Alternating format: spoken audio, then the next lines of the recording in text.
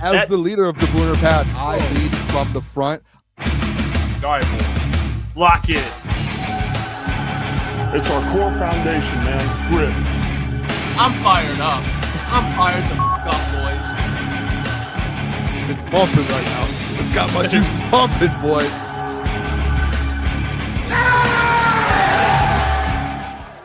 Welcome to Crunch Time Sports with Jeff Iafrate and Booner. It's Monday, December 15th, and we are live on not a Victory Monday. A loser Monday. It's been hot and cold. We've had Victory Monday, Loser Monday, Victory Monday, Loser Monday, the last 10 weeks. And today we're going to talk about the Rams game, a lot of our takeaways. Dan Campbell spoke to the media again today. We'll get to some of his comments. And we have some things to talk about, whether they are positive or negative. We're going to get to it. This week's going to be a good one, too, leading into the Steelers game. I mean, the Steelers play tonight, and they have a short week because they play Sunday at 4:25, which, by the way, we're back on the road. We'll be at DraftKings in Troy on Sunday. So it'll be a good one, but here we are, Boone. Talking about loss. We've done 6 of these this year. That's the most since the 9-8 year. So this is 2 years without doing this many losses, but I guess that speaks how good the Lions have been the last 2 years. But here we go. Yeah, it does feel like, to be honest, it feels a little. I don't feel like like 6s doesn't feel like that much, to be honest. But it is a lot when you have 3 games remaining and every single other team in the NFL is putting up 11 wins currently. It's a lot. The Bears, you can have double-digit wins, which So 6 feels. Oh, it's the worst. I know you enjoy it. Okay. I'm kidding. That was a joke. I take that back fully. I fully take that back. Oh, no, it's okay. But you know why? Because someone was going to comment it anyway. So it's okay. No one would ever comment that. But I'll tell you what. You got no choice now, Lion. We've been getting prepared for this for the last week. Okay. Me and you, we tried every time we talk in the microphone, 8 p.m. every night. We try to be honest, straightforward.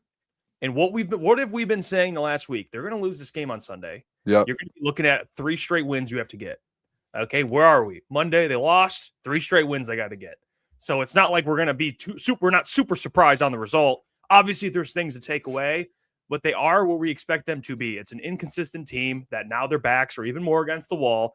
And if you lose one game, your playoff odds drop significantly. They're already low, but if you win out, I think it's like a 90% chance you make it. It would help if obviously other teams lose, but if you drop a game, then this gets even more tricky. So they are where we thought they'd be. I do think though, like there's a side of this, like we all did expect, at least you and I, like last week, we did have a lot of conversations, like expecting, hey, this is probably going to be a loss. You are going up against the best team in football during the game. Like, I mean, the fact is though, like when you have the lead, like you had a lead on the road. Yep. And it felt like everything was in your favor, and it felt like you had all the opportunities to win that football game yesterday. And you could argue, like I think a lot of people, and the thing I tweeted out, I got killed today. But like the people are like, oh, well, look, the Parkinson touchdown, like that shouldn't have been a touchdown, or the refs, changed the momentum of the game. It was like, no, like you had every opportunity to win that football game yesterday, and you came into that third quarter so dead, right? Like, and I think that's the most disappointing thing. And I almost said sign. I read Nick's comment there. He said, I'm not going to read that comment, but I think that's the most disappointing thing of the whole thing is like you actually it felt like you had an opportunity to win this game and you let it slip away. And it was no one else's fault. And this is the thing with Lions fans that I get frustrated about a little bit. I know there was like the Chiefs game with the refs, and I kind of came around to it a little bit. Like, yeah, well, like there were, but it's just like over and over. It's like you have 6 losses. It feels like every time the Lions lose, that there's some complaint about the refs. And when I get people in my comments about it, Jeff, where it's like, well, this would change the whole momentum of the game. Like, are you going to blame all 6 games on the refs? Like did this whole season go bad because of the NFL refs? I mean, I heard people being today on shows being like, the NFL's out to get the Detroit Lions. Like, do we truly believe that? Are Lions fans that naive and that dumb to think that the NFL, after making all the money they did the last 2 seasons off the Detroit Lions, you think they're going to be like, yeah, let's get them out of the playoffs? Like, I love the scripts jokes like that. Those are fun. There's no script, man. Like, we've talked, Jeff, me and you we know NFL players. We've talked to guys like these guys. If there was a script, man, we're like around Tyler Conklin, that man wants to have 1,000 yards. He's going to find a way to get the script to go 1,000. You know what I'm saying? Like there's no script out there. It's just like what you can control. This is the arguments that I've been on Twitter today. You got to control what you can control if you're the Detroit Lions. You can't go into a third quarter and have 3 and outs and 3 touchdowns essentially, or 2 touchdowns and a field goal given up, 3 straight possessions. You're going to lose every game. The refs did not do that to you. The Lions defense and the Lions offense did that to you. That's it. Like, there's nothing else to it. And we can have the conversation about the refs. Like, that's cool. That's not why you've lost this game. That's not why you lost all these other games. Yeah, maybe it changed a little momentum, and I've argued that in the past as well earlier this year. But, like, you're 6 losses in. Dude, Jeff, every time we've lost, the Lions have lost, there has been a conversation about refs. And I've gotten to a point to where it's like, hey, maybe, like, pull back the curtain. Maybe this football team just they shoot themselves in the foot sometimes. And they did it in the third quarter yesterday.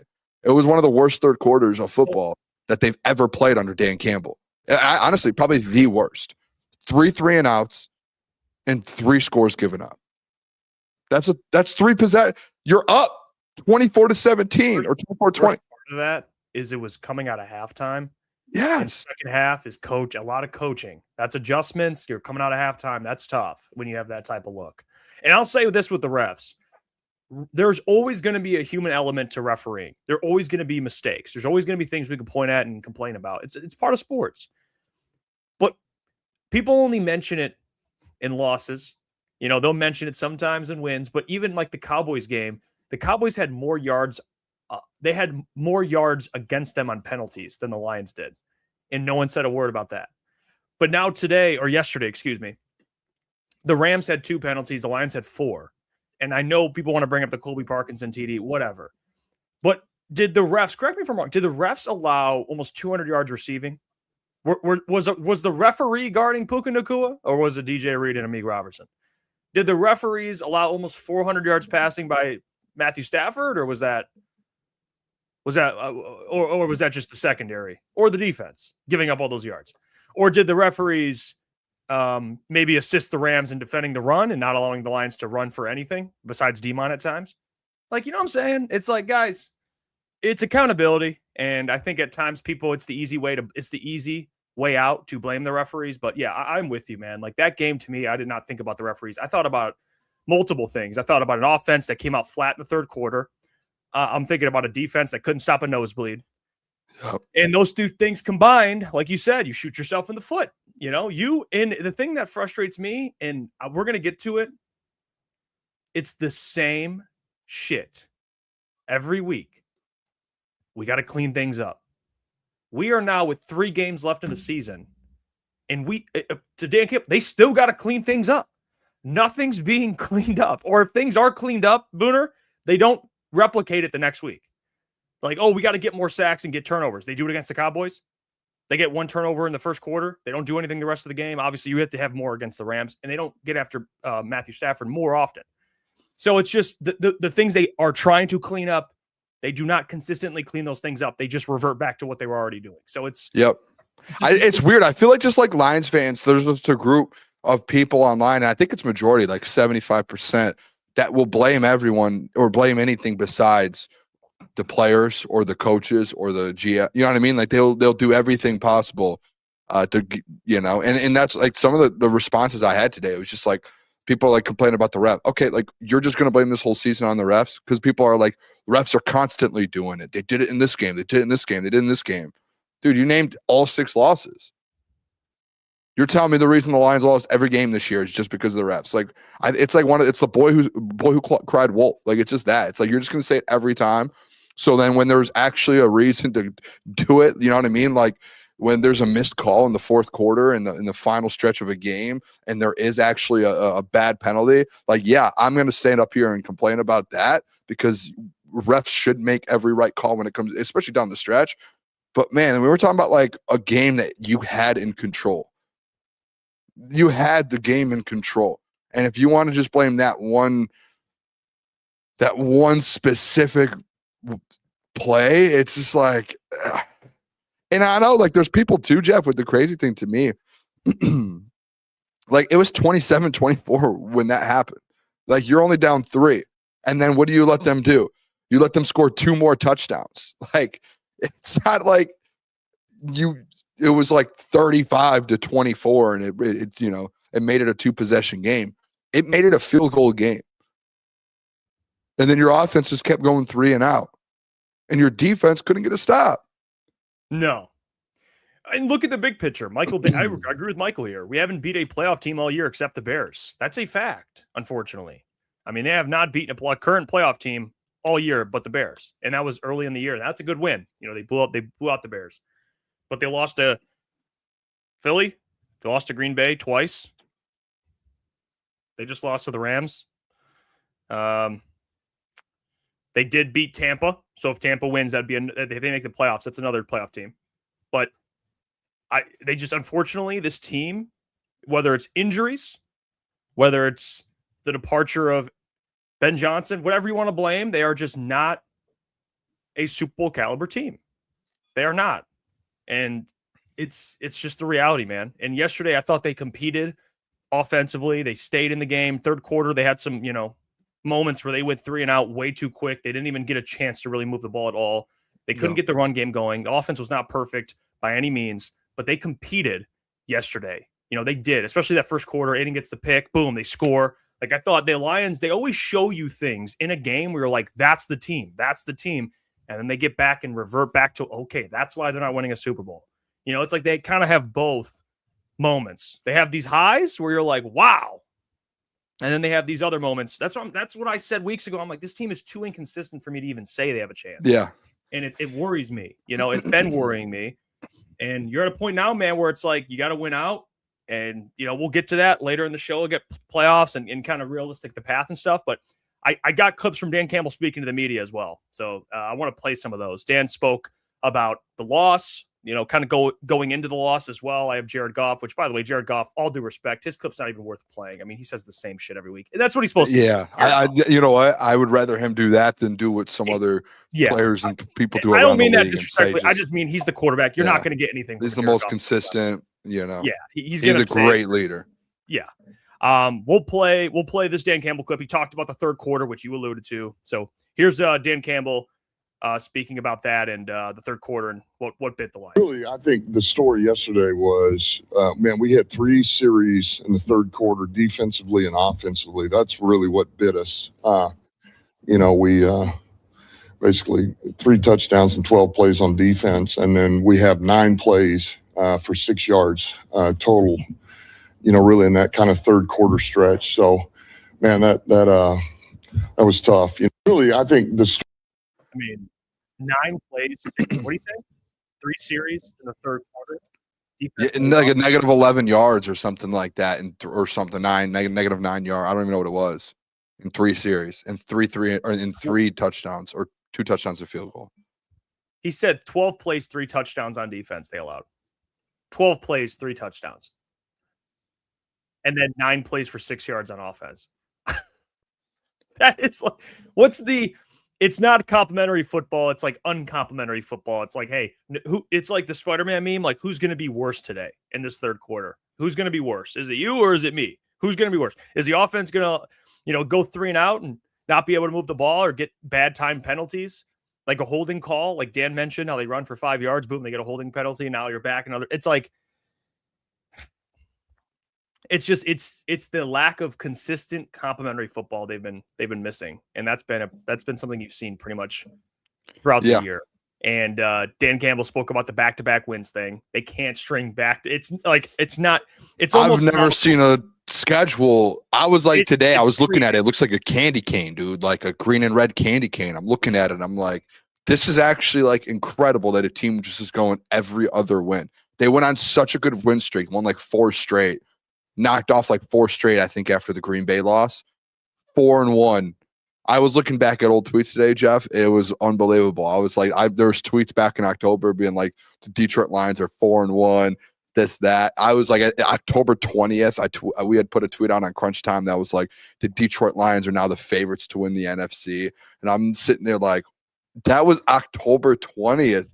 That was less than 2 months ago. Like, the fact that we were favorites to win the NFC at one point, I bet you during that time we were favorites to win the Super Bowl in the last month and a half. That's why the NFL this year is. But they can't win back to back. They can't. They refuse to. It's since the Bengals game. The Bengals game they won, and ever since then, it's been Chiefs loss, win, loss, win, loss, win. It's the last 10 weeks they've win, loss, win, loss, win, loss, win, loss, win, loss. I mean, it's. How about those Chiefs? Yeah, actually, Mahomes, that's terrible. Knocked out and an ACL, man. That's tough. Yeah, Chiefs are done, man. Actually, I just saw stats the first postseason in like decades where you don't have Mahomes, Brady, or Manning. Oh yeah, because they've been to like, I think it was like 10 straight playoffs. Yeah, because they were in it before him with Alex Smith. I think it was like 10 straight was the streak, or 9 or something. That's a huge streak. First postseason in a while. You don't have a Manning, you don't have a Brady, or you don't have a Mahomes. Nuts, dude. That's it. It's crazy. It's ridiculous. By the way, Magic Muffin says, Jeff, what led to the change in Brad's draft philosophy? He was drafting BPA almost every round in the first 2 drafts, then started drafting projects, which didn't pan out. Correct me if I'm wrong, Boone. Is this my theory on this is I think Brad got to a point where he says, you know what? I think we have a great roster. I'm just going to take chances on guys that can turn into great players, which, by the way, I'm not saying I agree or disagree with that. I think that's what led to Brad doing that. Early on in the rebuild, it's like, hey, I'm drafting the best players.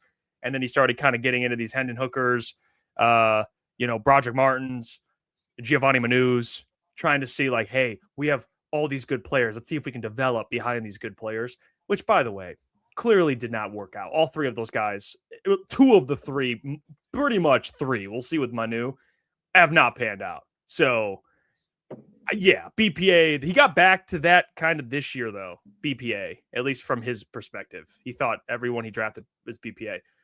He might say, I thought Giovanni and Broderick and Hendon were BPA, but like, let's be real. I don't know, man. He thought they were developmental players, and it did just fail miserably. So that's what led to that. I think as the team got better, he thought I could take more risks in drafting project players, which clearly has not worked out the way he thought it would work out.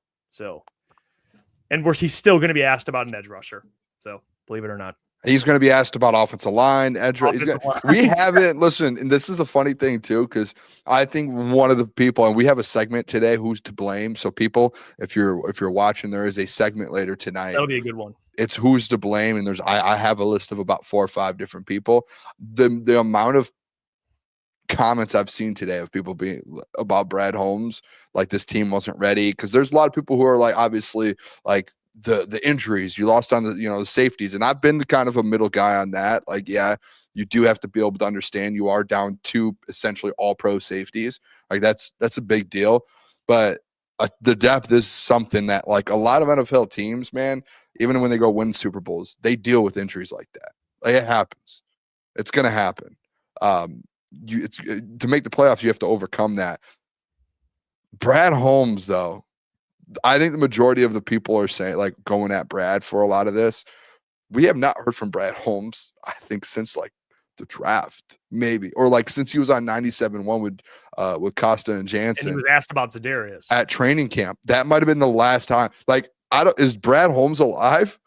Has anyone had eyes on Brad Holmes? I haven't even seen him like at games. You know how like in the past you would see him like going and high-fiving fans, pumped up, all that. I haven't seen a video of Brad Holmes. Has anyone had eyes on Brad Holmes since August? At all? I haven't seen him with my eyes. Anything. I think I saw him one time on a broadcast when they were blowing out. I think they might have been the Cowboys game where they panned to Brad and AQM had 3 sacks and they panned to Brad. And he was like, so it was last week. So we saw Thanksgiving. So he was there for Thanksgiving. Okay. I want to say that was the broadcast we were watching. I thought I saw him, but like, I feel like I just haven't seen Brad or heard from Brad since August, dude. Yeah. So people are saying he was at the game yesterday. Yeah, I'm sure he's at the games. We don't get to see him. Like, they used to post him and they used to put him on everything. He's just been, some reason this year, he's just been a very low key. I don't think it's some reason. I think we all have I think he's just a little. I wouldn't want to be seen either. Or at least I wouldn't want to be talking to fans right now. Because we saw him all over socials and stuff when we were going 15-2, running and high-fiving fans. Yeah, but we're now 8-6, and Where's Brad? No, I do love Brad. There's nothing else to it. I still love Brad Holmes, man. Dan was asked about the back-to-back thing. They can't win a back-to-back game. Here's what he had to say about that. Let's take a listen to his comments. Listen, it's frustrating, but you can't go down in the dumps, and we can't feel sorry for ourselves. And I don't think we will. I really don't. We don't have those type of guys. We go back to work. And so you want a streak, you win the first one. Then you worry about the next one after that. Listen, it's frustrating, but you can't go down in the dumps. Let me say this about Dan Campbell. I want to make this very, very clear. I think Dan is a great coach. Okay. Obviously, the team's having a down year, so everyone's going to get criticism because of that. That comes with the job. Okay. So Dan's going to get criticism. Brad is, so on and so forth. There is a part of me, though, and you get to find out who a coach is through adversity. And Dan showed that when they were 1-6, went 8-2. Like, there's no question the guy is a great coach when it comes to adversity. I think my thing is I guess with Dan sometimes, and I have no doubt he does this to players personally. I bet he calls players out. But there's a part of me that wishes he would do it more a little publicly. Like, I do wish sometimes, not that you throw guys under the bus, but I do wish sometimes in these press conferences, instead of saying like, hey, we got to clean stuff up, I wish he would come to the podium and be like, what we just saw out there was unacceptable. That is not Detroit Lions football. That, like, be a little more. I know he's pissed, but I want to see him a little more fiery at the podium. Yeah. Maybe that's We've just seen me. it. Maybe I'm off on that. That's just, No. I just want to see the man go to the podium and be like, man, like, allowing 200 yards to Puka Nacua is unacceptable. That should never happen. And like, he was complimented DJ Reed. I thought they battled. There's probably more we can do to help them. No, that's unacceptable. Like, I just wish he had a little more of that, like, go to the podium and just call some people out. Don't have to be an asshole, but just. He did. Okay. He did say today. He's very polite about it. Yeah. Well, I feel like he there's been times, though, I don't know if he's called people up, but he has been a fiery. I'm sure he's a very fiery behind. I don't know. I don't know if it's always like publicly the best to be like, yeah, let's call the play. Like, I feel like Dan the last 4 years has been one of the best leaders in the NFL as a whole, and he's never done that. You know what I mean? So obviously what he's been doing has always worked. He did say today, though, Jeff, to your point, not publicly, but it did get brought up in the press conference today.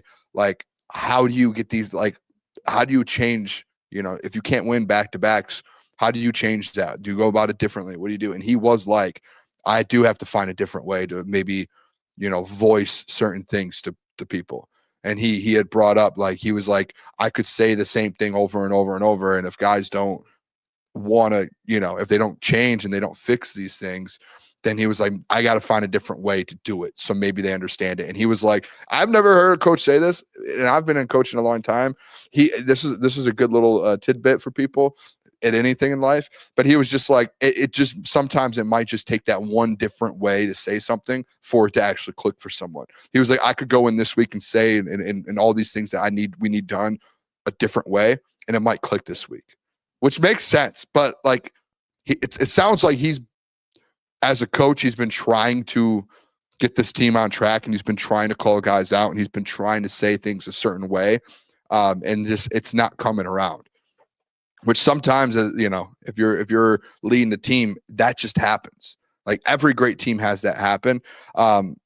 So hopefully maybe this is something for Dan. Like, maybe he is losing his patience, and eventually behind closed doors, Jeff, he's going to, flip gets switched a little bit. Switch gets flipped. I always say that backwards, like dyslexic. Get switched. Yeah. Maybe I'm dyslexic. Oh no, that's tough. Tough blow for the boy. But maybe he's gonna finally behind the scenes start calling guys out in a different way. Because it is. I mean, dude, I know a lot of people are injured in the secondary and that, but I just don't think that is a recipe for just an excuse just to be like, yeah, we should give up 40 points. Like, that's what essentially people are saying. Like, someone in the chat earlier was like, Booner, like, this is the best team in the NFL. What team in the NFL can stop them, this offense? I don't know. Don't care. But guess what? Like, just because they are doesn't mean you're okay just to give up 40 points and us to, like, give you a high five and I'm going to make you, like, some cinnamon pancakes in the morning because you did a good job last night. No, you sucked. Like you're an NFL team that got 40 hung on your head. Like that's bad, dude. So like for your Dan Campbell and Shep, like I'm interested to hear Shep this week. Like, are there going to be excuses? Like, better not be. Like, lock in. That was a bad performance from the defense. I don't care. Like, if it was a good team. And like Dan said it last night, Jeff, in his press conference, they earned that. Like he was like, he literally was like, we should never give up that many points. He was like, but I'm not going to take that like credit to them because they did go out there and guess what? They earned those 40 points. They did, like, they dominated your defense. The only good play, like there was like a sack here or there, like Roy Lopez sack was pretty thrilling, but like defensively, there was one good play made, and that was Aiden Hutchinson's interception. Tell me another play where you were like, yep, great defensive play. Maybe here and there with Jack Campbell, they gave up 160 yards rushing and like 400 passing yards. There's no excuse for either one. That's the thing. It's like, can you stop them? I'm not asking you to stop the offense, but can you at least make it hard on them? I mean, you allowed them to essentially get whatever they wanted. They had almost 400 yards passing and 150 rushing. Like, it's not like you gave up 400 passing, but you allowed 85 rushing yards combined. I mean, you gave up, you let them essentially do whatever they wanted. That's a problem. I'm not saying you got to hold this team to 10 points, but my goodness. And it's just, it's been a problem. I see people, by the way, I did want to at least bring this up too, because I did see it on our social media. Remember when we talked about it yesterday? Demon scored late, didn't really look that happy, huh?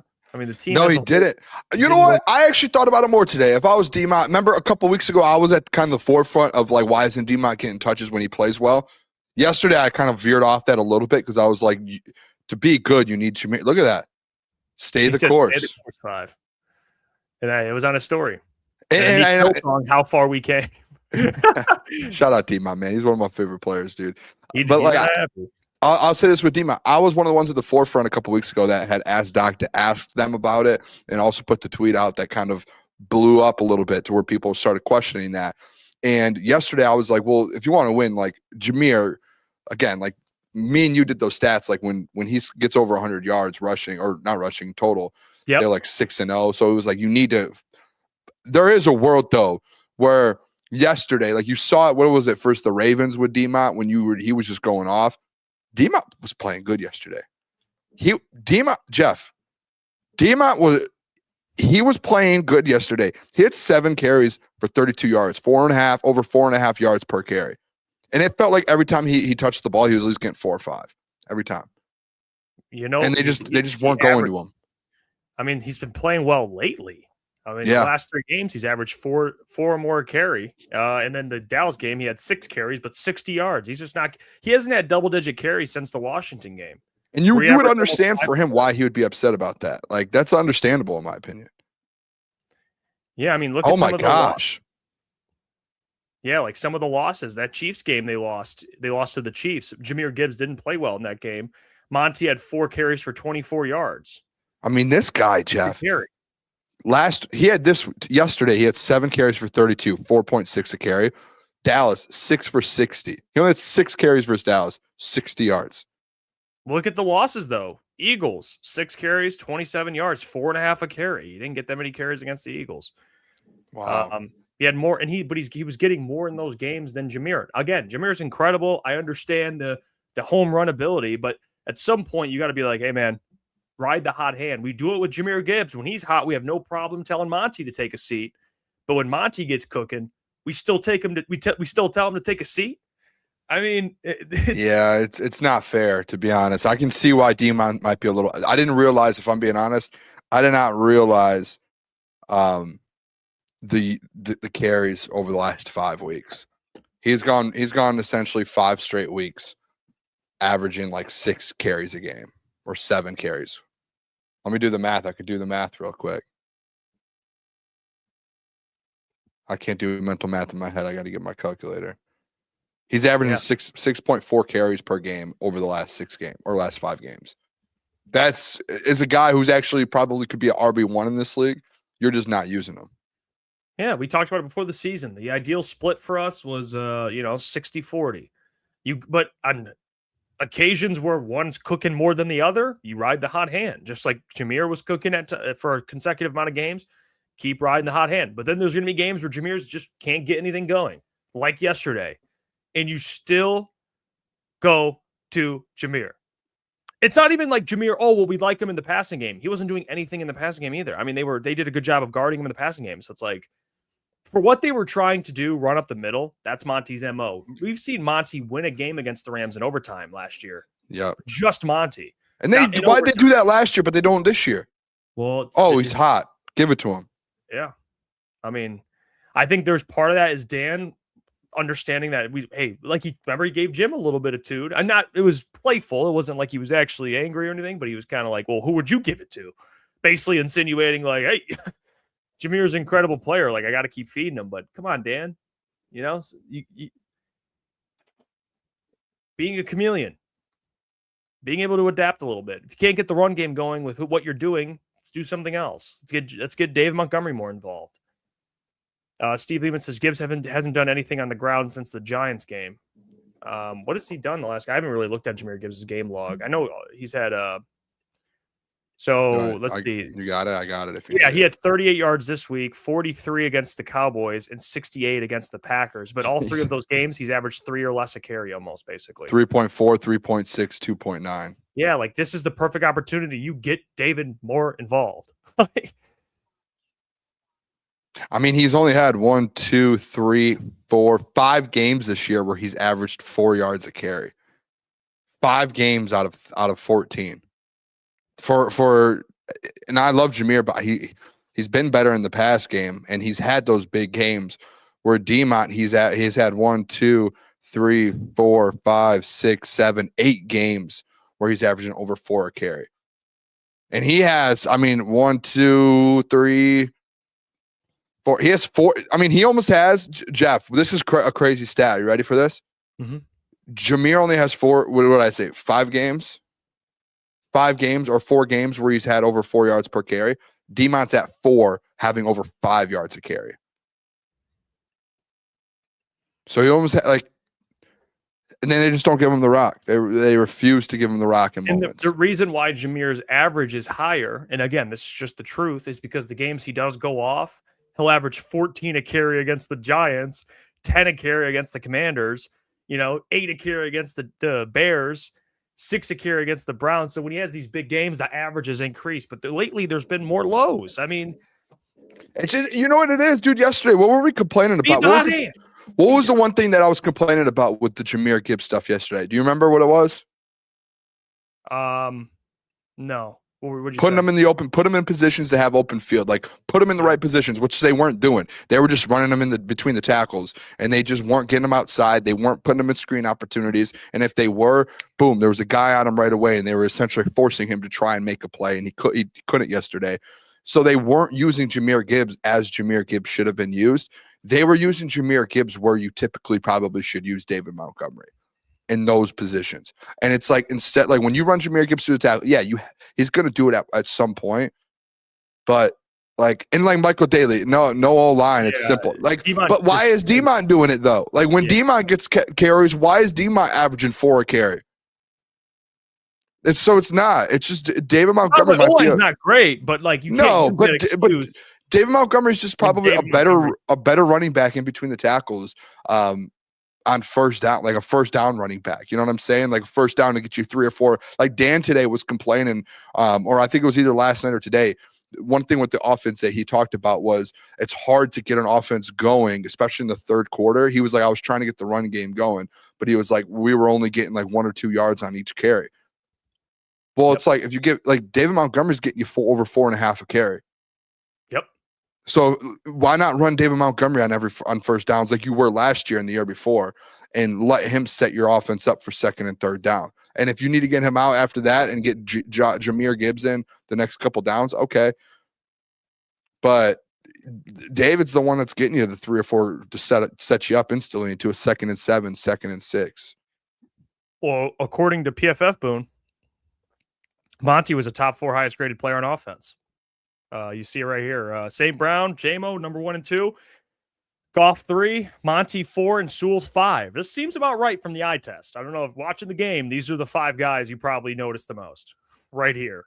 Top 5 from the defense: Hutch, Maddox, Campbell, Lopez, and Nowaski. Your guy Nowaski was up there. There we go, Trevor. Trevor was up there. And then you get to the lowest. Shout out There we Nolan go. Bianchi. Yeah, Nolan. There's the lowest on offense. Do you know who that is? Ricky? He's a tight end they got brought in. They got rid of Ross Dwelly. I don't know what happened. Yeah, Was Ricky played like 14 snaps, and I didn't even notice him on the field. Cologne was terrible. Tesla, you didn't have a great game. I think he just struggled getting open at times, whatever. Ferkser, he had another tight end. These tight ends are so bad. Glasgow was 12. He was 12th at 53.3 or 54.3. So, yeah, Cologne was almost bottom of the totem pole. Cologne was almost terrible. Lowest on defense, Reed with 17. He was the lowest. Wait a second. Marcus Davenport played football yesterday? Yeah. I had no clue Marcus Davenport, but I didn't see him once. Oh, by the way, the number 1 corner for the Lions, according to Klotz, Rock Ya-Sin played as well at 14, 44.2. Well, I mean, we thought DJ Reed's the number 1 corner on this team. He had 29.5. Yeah, I'm trying to dunk or really all wrong. Barnes 16. He didn't have a great game. Oh man, PFF grade. McNeil 45.2. Top 5 paid defensive tackle in the NFL, right there, man. Yeah. How many tackles do you think? I know he doesn't get a lot every year. I think he gets like maybe 30 a year. How many do you think he has this year so far? Aleem, I remember 1. Dude, he has like 10 tackles. Oh, tackles. Excuse me. I don't think. He has 1 sack, and it was like, it was one of those sacks where it was. I remember we were watching the game, and I had a bet on him to get a sack. It cashed out, and I looked around. I was like, "Did Aleem get a sack?" And everyone was like, "I don't know." It was like one of those sacks. That's his only sack on the year, dude. That's literally it. I love Aleem, but that is true. That is true, actually. Let me see. Where is he at? Oh, he's not even on the stat sheet from yesterday. He didn't even have a tackle. You put up a donut? I don't see him unless someone else does. Yeah, he doesn't even have a tackle. What? There's no way. Yeah. I mean, it's DJ so Reader's bad. on there. Roy Lopez is on there. Tyleek's on there. Tyrese Wheat's on there. I don't see Aleem McNeil. Wheat. You can't have a top 5 paid defensive tackle put up all zeros for still Rams. No. I know people will be like, well, Booner, defensive tackle is not a stat position. All right, can I at least get an assisted tackle? Yeah, he didn't have a single stat recorded yesterday. And this is what I was talking about, like when he first got back, like when he was coming back. I don't know if people were getting mad at me because I was complaining that like Aleem, like he did such a good job on like run plays, like breaking through the line, and then he would like wrap up the defense or the ball carrier, and he would just let him go. And then people are like, but Booner, he's getting back there.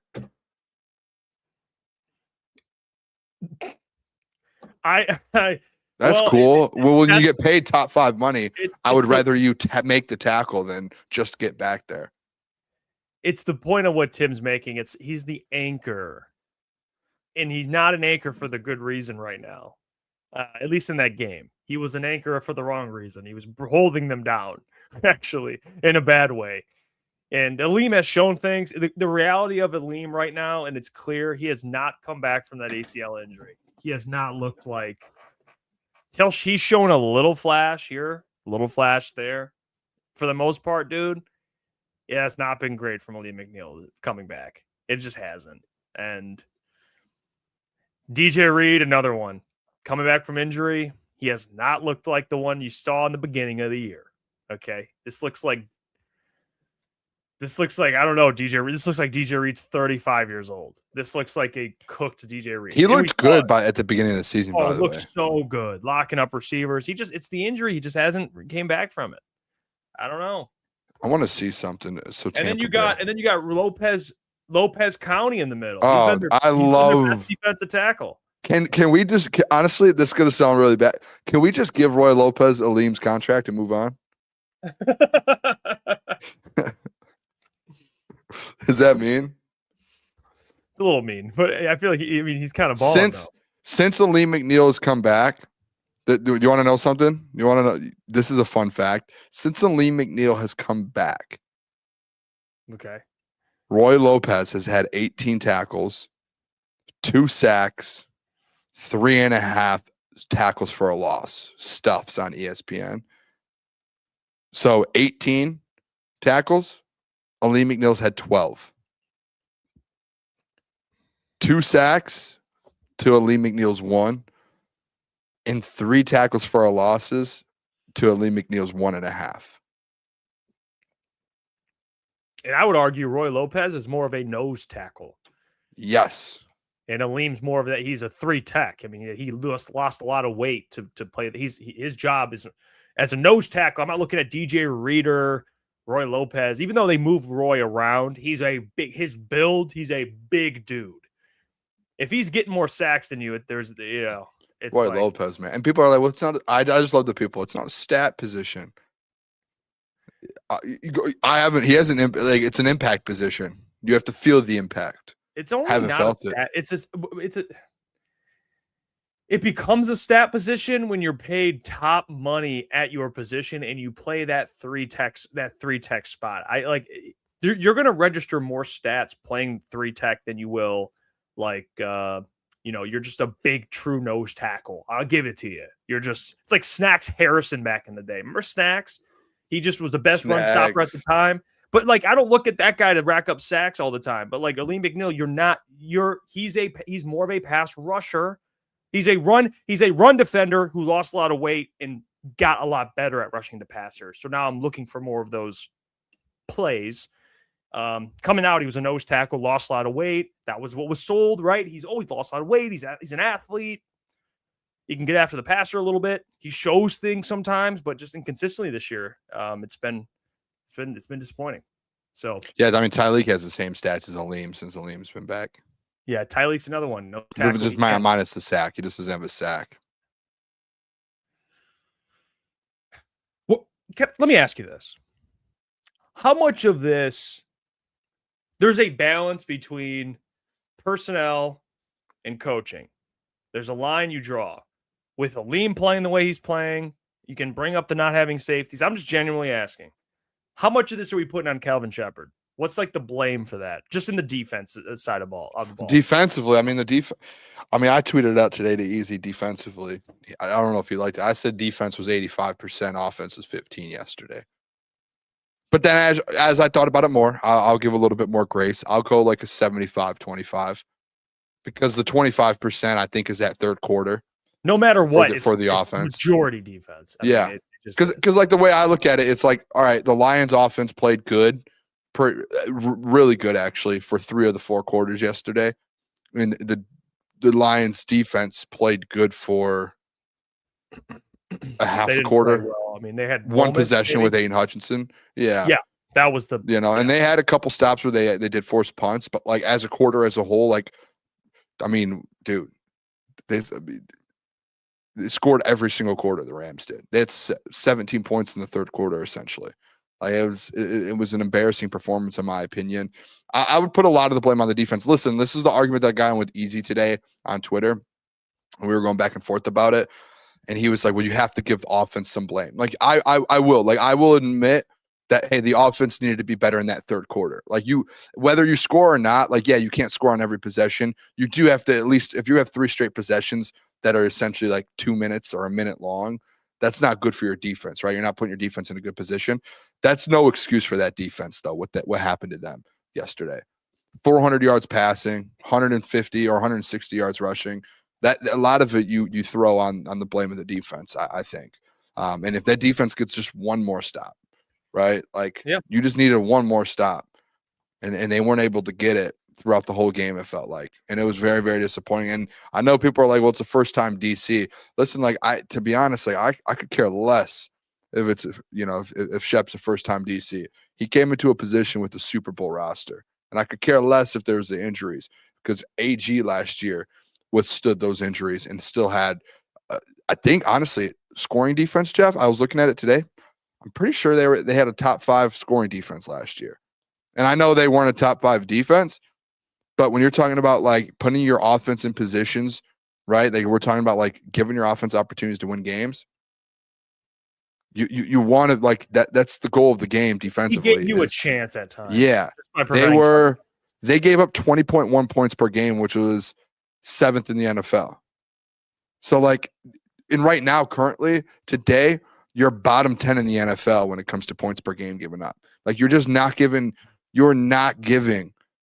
your offense opportunities in some of these games. And that's why you're losing some of them. I mean, dude, Jeff, Lions are averaging like 30 plus points per game in the last couple games. And their last 3 losses, they've given up over like 34 points per game or 35 points per game, I think was the math that it came out to. Averaging. Like that's terrible. You can't win, let alone a Super Bowl, a playoff game like that. You can't do that. I mean, you're at risk of missing the playoffs playing like that. It's like if I told you before the season that look forward, hey, we're back in training camp right now, and I'm previewing the season, and I said, Booner, with 3 games left in the season, you're going to have a defense that is 23rd in points allowed a game, 21st in yards allowed a game, 19th in yards per play. You're 23rd in 4th down conversion rate because teams feel they can convert on you. You're 23rd in red zone, opponent red zone scoring rate, and you're 22nd in opponent touchdowns a game.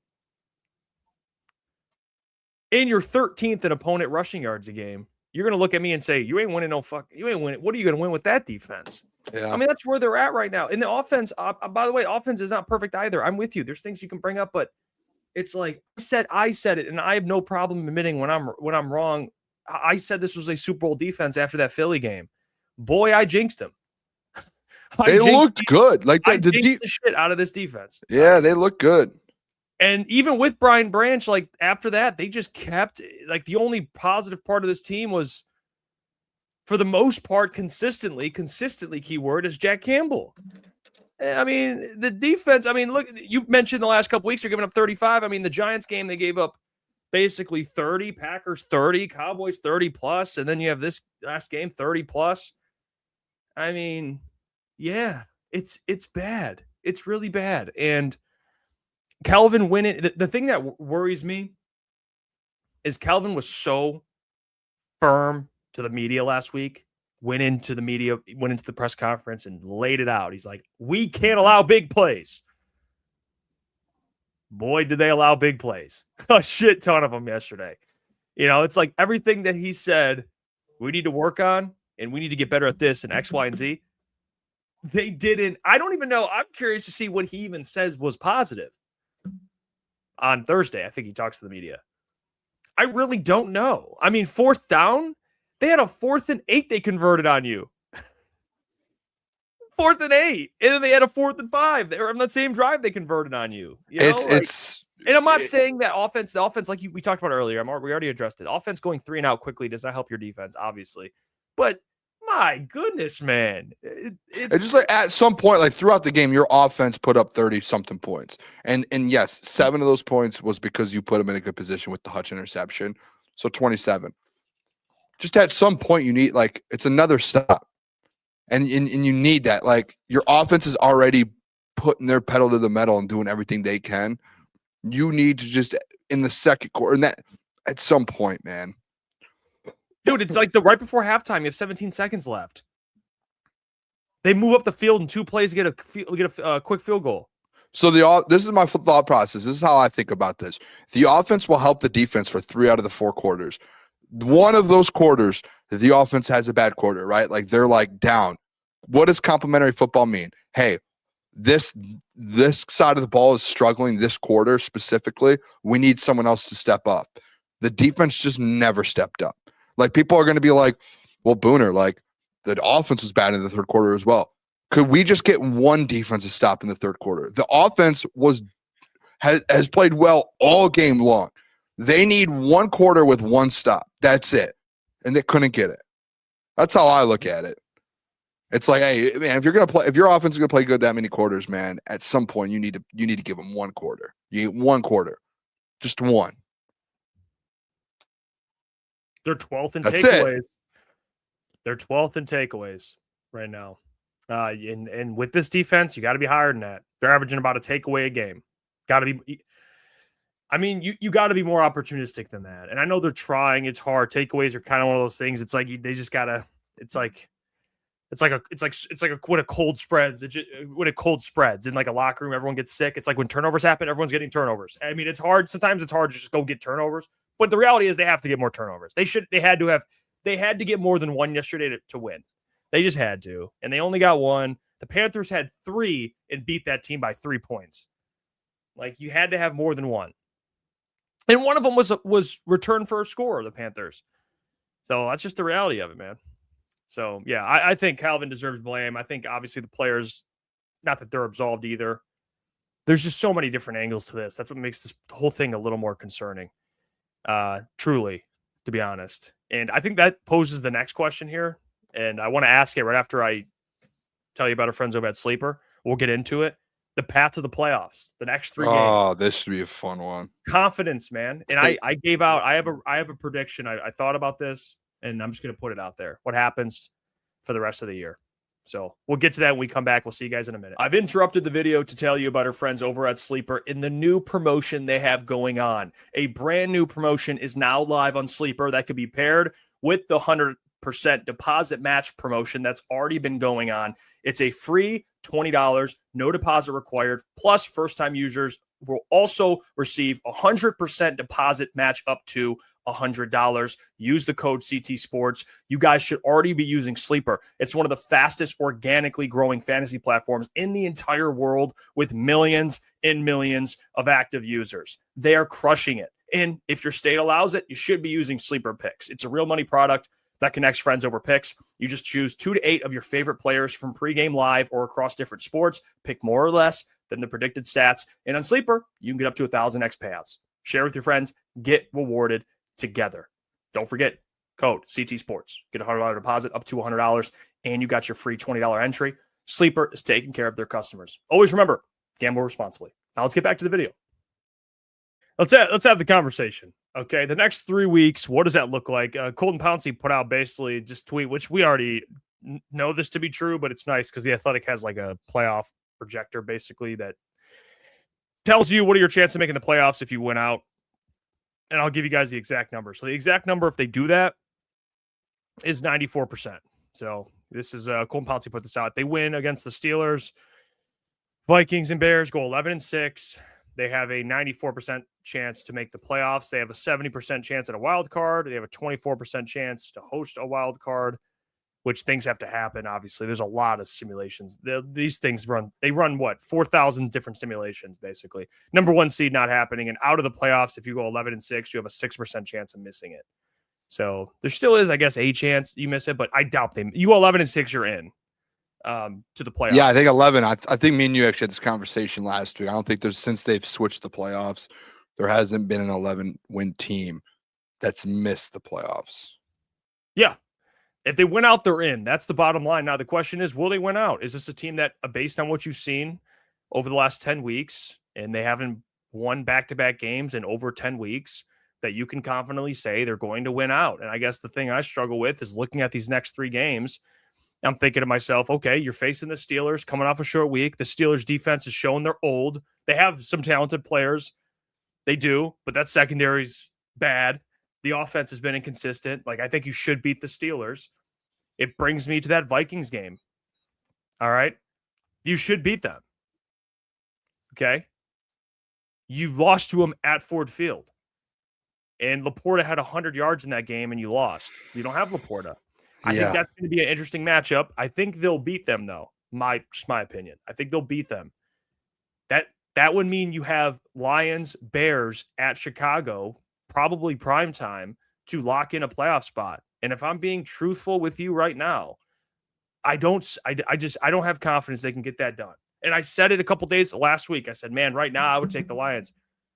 Look, the Bears are picking up steam. The Lions are still, their defense, they cannot figure anything out. it doesn't give me a lot of confidence in Chicago.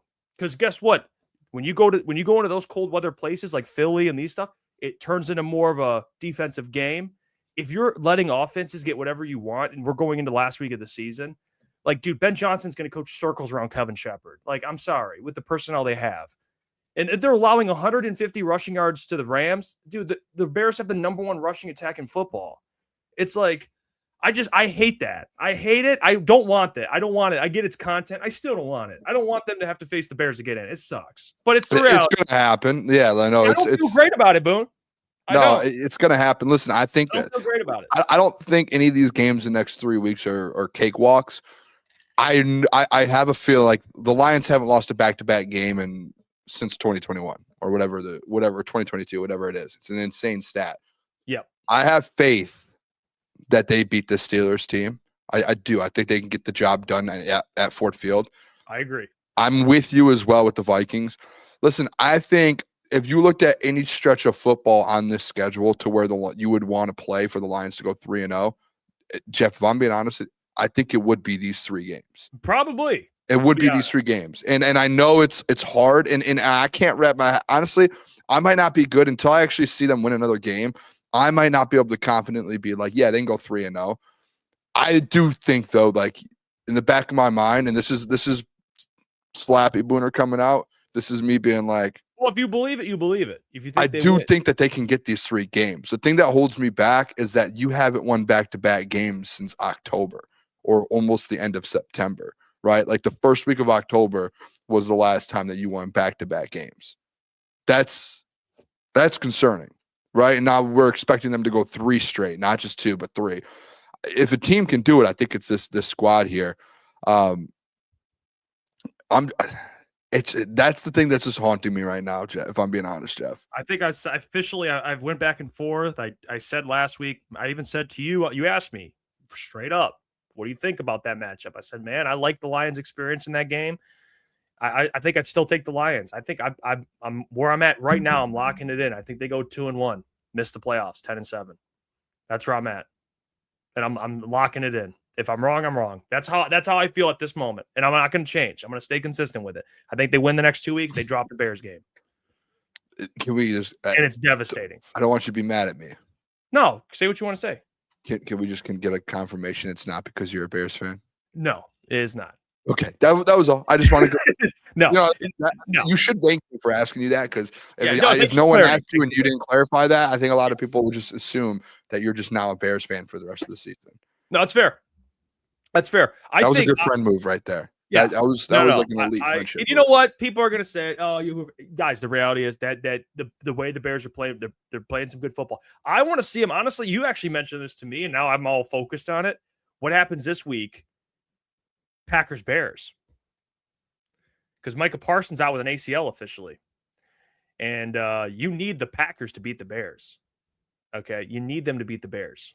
And Watson might not play. I don't think he's out for the year, but he might not play in that game.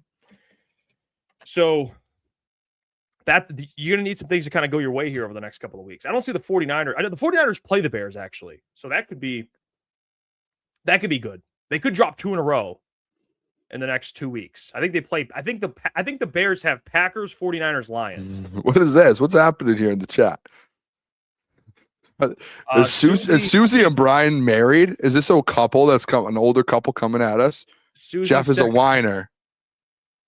What did Brian say? Brian goes, whatever Boner says, bet the other way. Nobody's more wrong. I think I might be.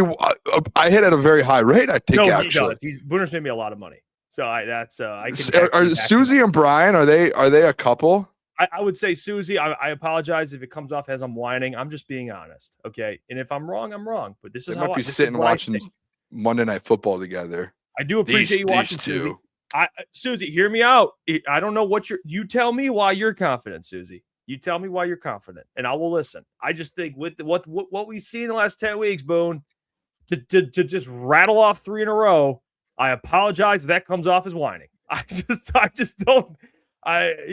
It's a tough one. It's a tough one for me to back up. But 2-1, they missed the playoffs. I'm sorry. 10-7. And then Brad Holmes meets with the media and laughs at everyone's face. And he's gonna say, How about AQM? That's going to be his opening statement. That's what he's going to say. Mm-hmm.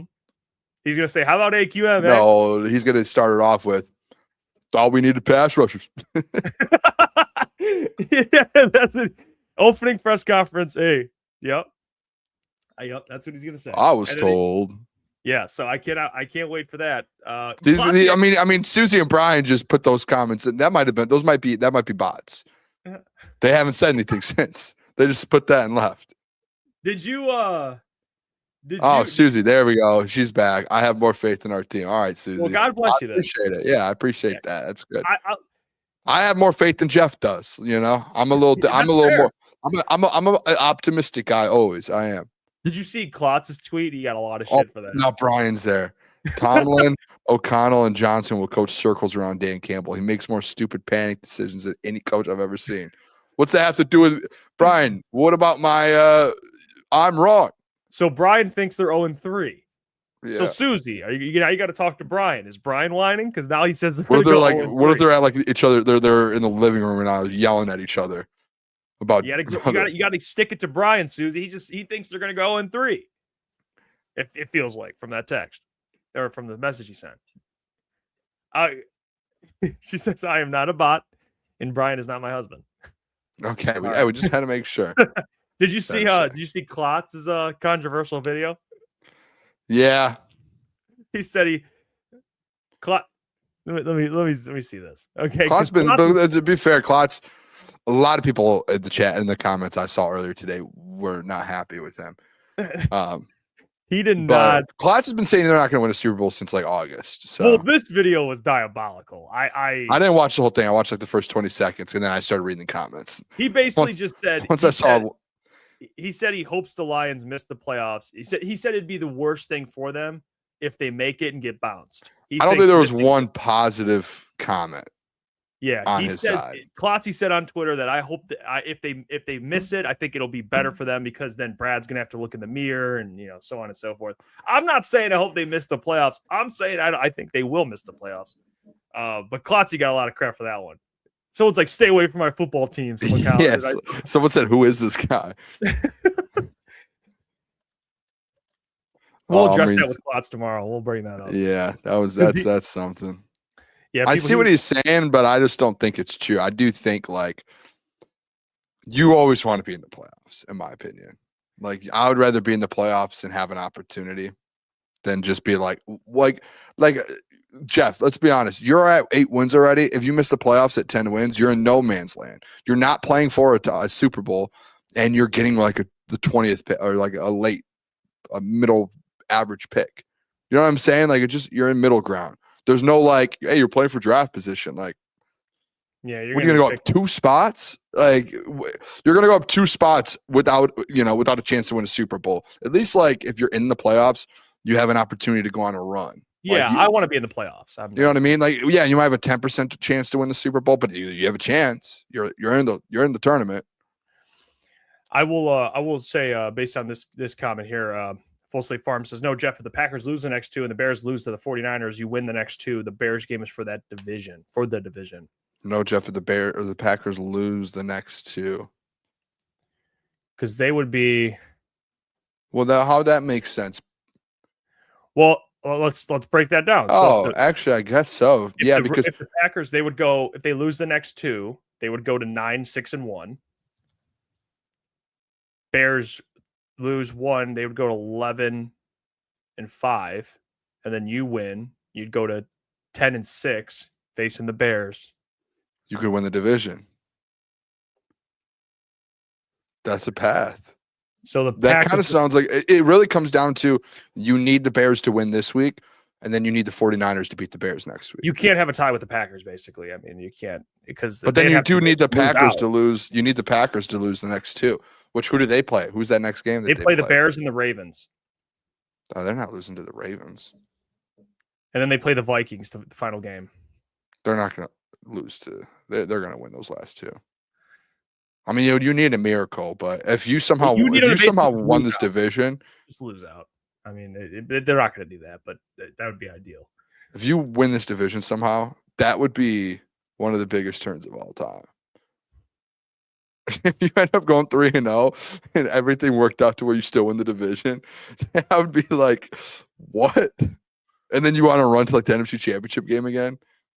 Someone in my comments today, I told you I had like 200 comments on my one. Someone was like, They could lose to the Ravens, by the way. they were like, I'm coming back to you after they pull off 7 straight wins. I'm coming back to this tweet. It's like, all right, dude, leave me alone. Yeah, because then the Packers would be 10-6-1. You'd be 11-6. And then, yeah, the Bears, you'd have the tie over the Bears. That would be a turn of events.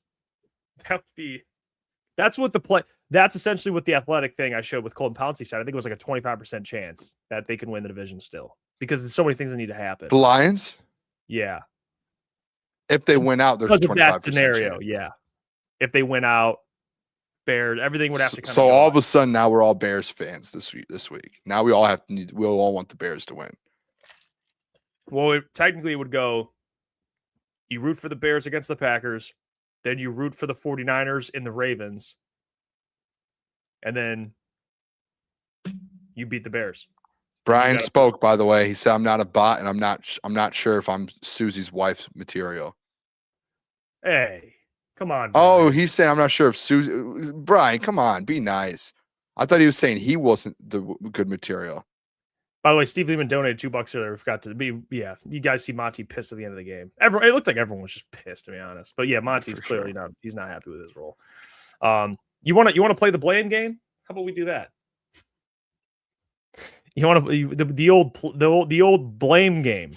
Let's do that, huh? Oh man, you have a question in prep. I love it. Who is to blame for the Detroit Lions' downfall this season? A, Brad Holmes, B, Dan Campbell, C, coordinators, D, injuries, or E, refs. So how do we want to do this? I'm gonna throw a poll in the chat. So we can't do a poll of 5 though, can we? Maybe I leave out refs. I like the refs one because I think a lot of people will put refs. Or I'll say comment refs if you think they just put refs if you think it's the refs. Then I say take away. What else should I take away? Because they're all pretty solid. What was the third one that I put? Coordinators, injuries, Dan and Brad. Those are 4 pretty good ones. Man. Injuries / refs. Okay. All right. Who is? Let me see. I'll type it in the chat. Let me see. I'm curious. People got mad at me too today, by the way, because I did a Shift God put in there the "we're good" quotes that Dan said. I did the "you work good," and I was just looking for a funny picture of Dan or Brad, and I found Brad wearing in the draft, and he had his jersey on from like when he played, and I put the Brad picture instead of Dan, and people were like not happy. There was this guy that was like, all these people follow you, and you're just giving out a false narrative that Brad Holmes said we're good. Well, I saw ETF Doc probably blamed Stafford. So we'll probably see. Doc's on my bad side right now. I don't know how Doc's gonna get back on my good side. he's in like the doghouse with me right now. Oh, by the way, you guys can vote. Polls live. It's already going. So whoever you only think if you're registered, you register to vote. Yeah, we have people. The votes are coming in, and the injuries and reps are being considered by the people. When you vote, make sure you hit the like button as well while you're at it. Yep. Hit vote and hit the like button. What do you think, Boone? Who would you give the majority of the blame to this season? What do you think? I'm sure there's blame to go around, but who would get majority in your opinion if you had to point out one person or one entity or whatever it is? I want to do this a better way. Can I do this a better way? Yeah. Just for me and you, maybe. I'm going to go backwards from 5, and I'm going to give you the order of the blame I'm going to put them in. Oh, you want to do? Okay, we'll do the order. I'm going to do the order. We don't have to. I just want to do this just because I want people to see. I'm going to go. So the least amount of blame goes to the least amount of blame from me goes to the refs. I'm gonna go 5 for the refs. Okay. I don't blame. They've been bad this year. Don't think that they're like the main reason you're in the dumps right now. Number 4.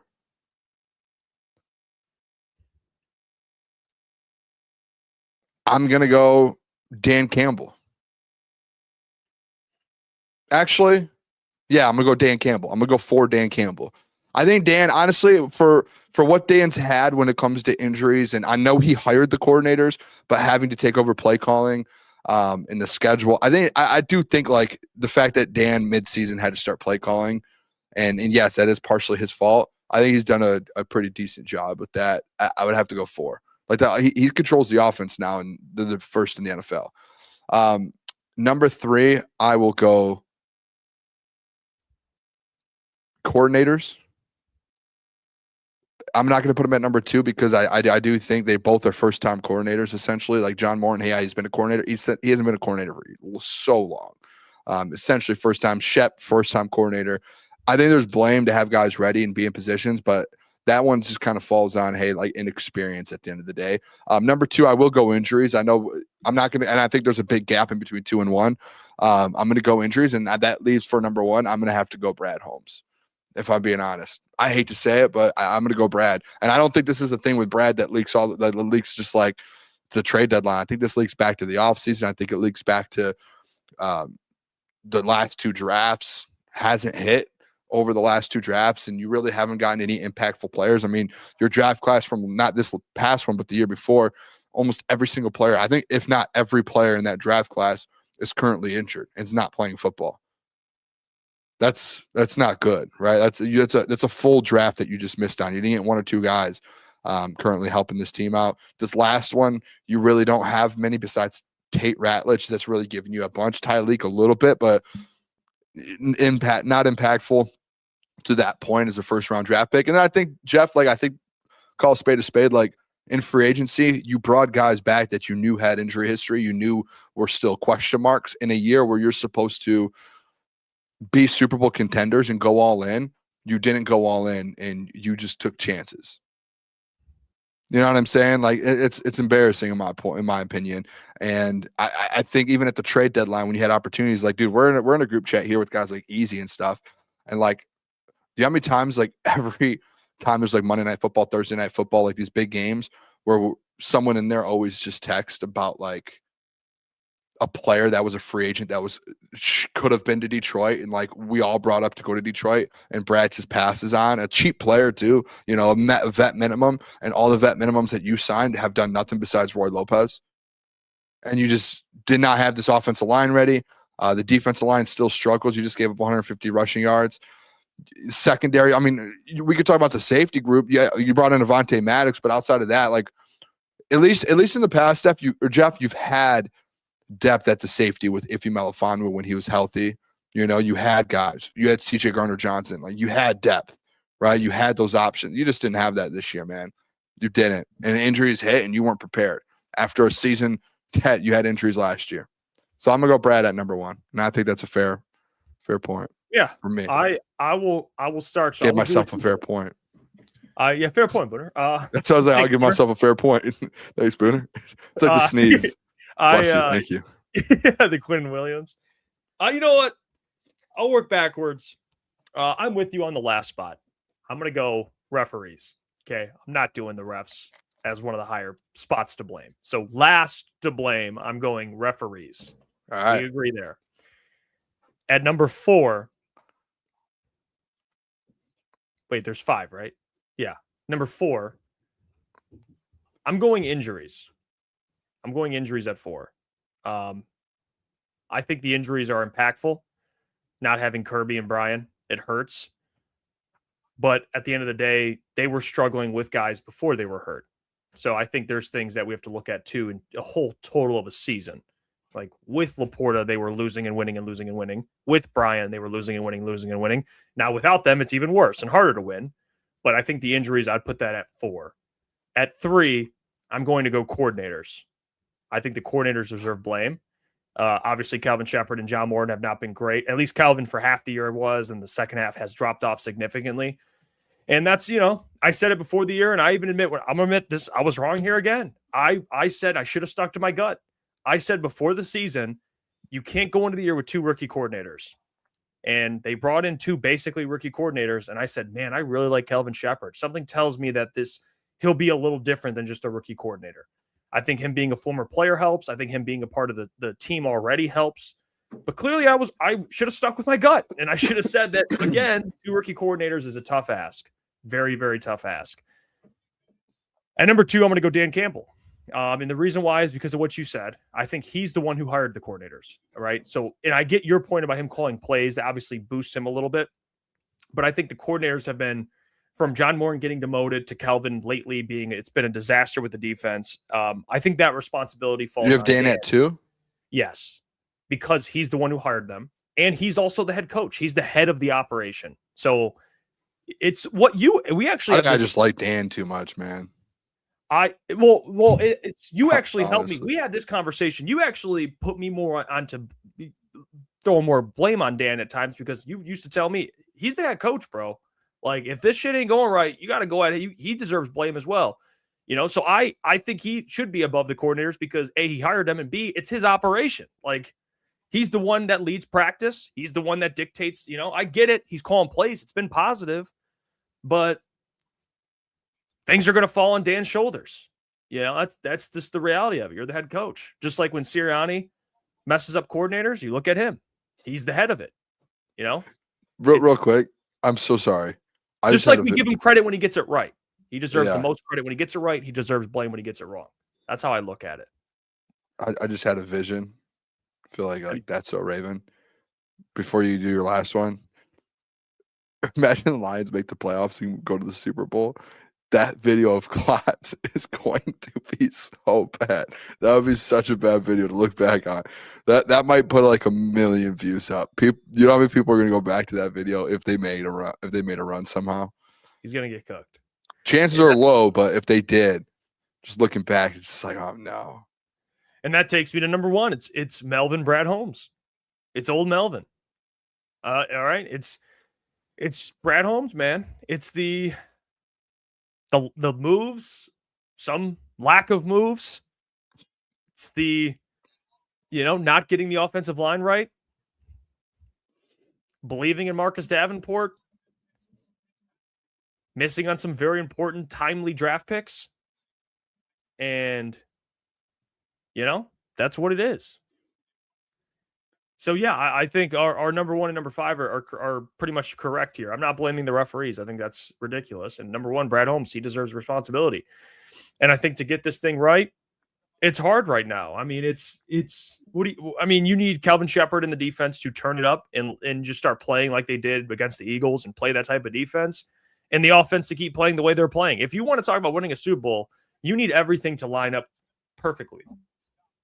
Okay, you're obviously not getting healthier, but you need the defense to just all of a sudden be a top 5 defense or top 8 defense, somewhere in the top 10, just consistently, at least scoring defense. And you need this offense to keep playing the way they're playing. And do I have confidence? Have I seen enough to be confident in that? I don't. So because I see Susie in there. Can we talk about what they need to do to win? Anyone? We will get to that. But right now, Brian's working in the chat, by the way. He's working. He's talking to Susie.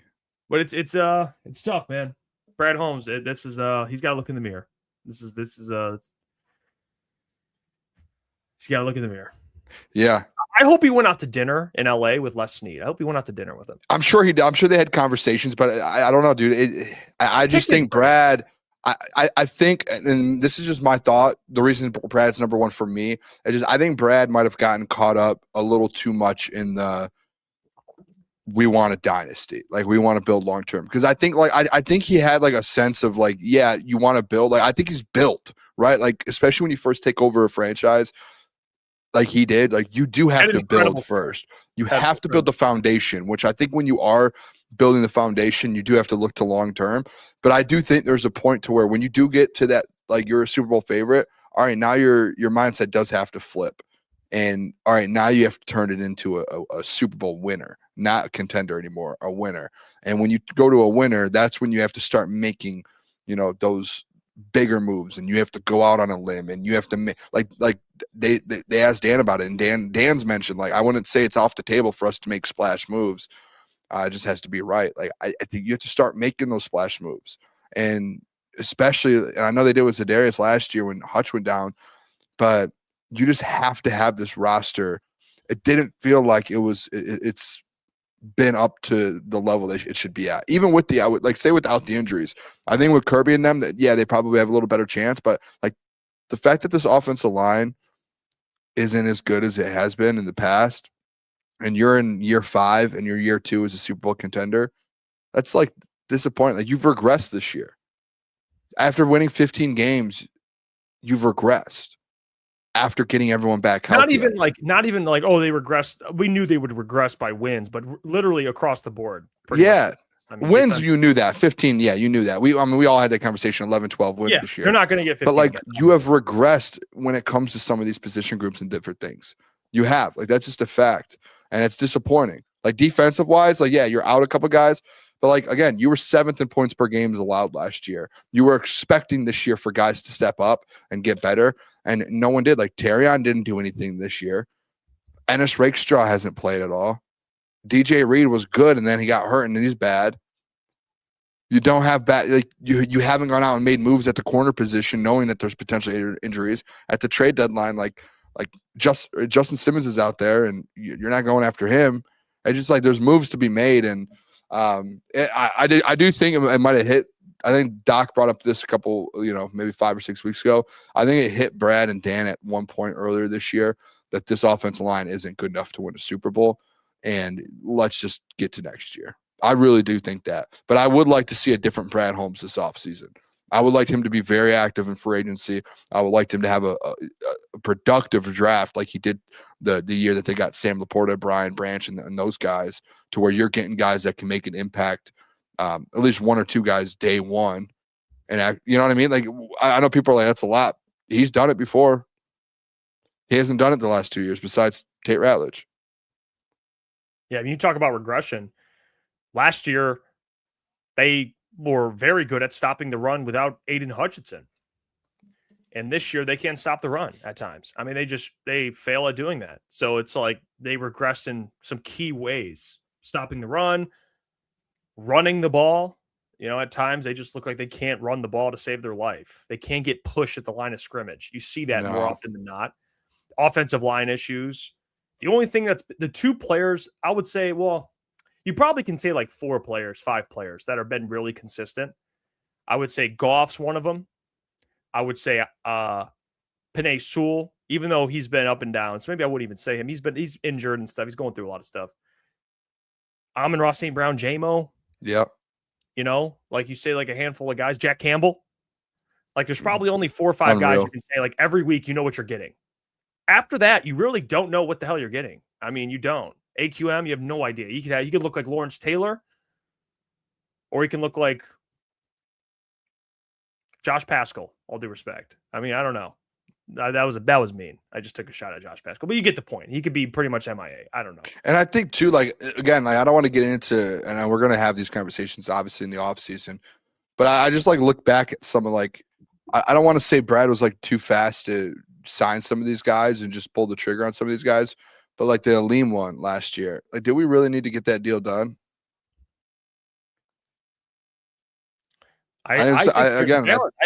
People always say, I see this often with Lions fans, I love that Brad pays early. I don't know if I love paying everyone early. I think guys like Hutch, Jared, Jameer is going to be one that you got to pay early. Amon-Ra, like I think but I do think there are a couple to where it's like just wait and see. Like I think Jamo's been incredible, and paying him early actually might work out. And I was on the side of paying him early because I do think he's a wide receiver 1.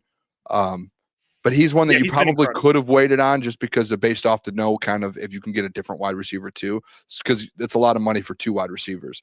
But like the Aleem one, like dude, he's paying top 5 money as a defensive tackle. That limits you for like. If we're actually like ranking, Jeff, and we used to do this all the time the last few years before these deals all got done. If we were like, we said like, if we were ranking players that you would sign, I would say in those moments, like Sam Laporta, Brian Branch, even Kirby, J-Mo, like they were all, in my opinion, ahead of Aleem the whole time. And you ended up signing Aleem to a top 5 contract as a defensive tackle. And now you look back and it's like he hasn't done anything for you since signing that deal. He got hurt right away, had a major knee injury. And then since he's been back, he hasn't been the same. And it's a bad contract. I got killed for this 6 months ago, and now people finally, like, this week is the first you were week. right.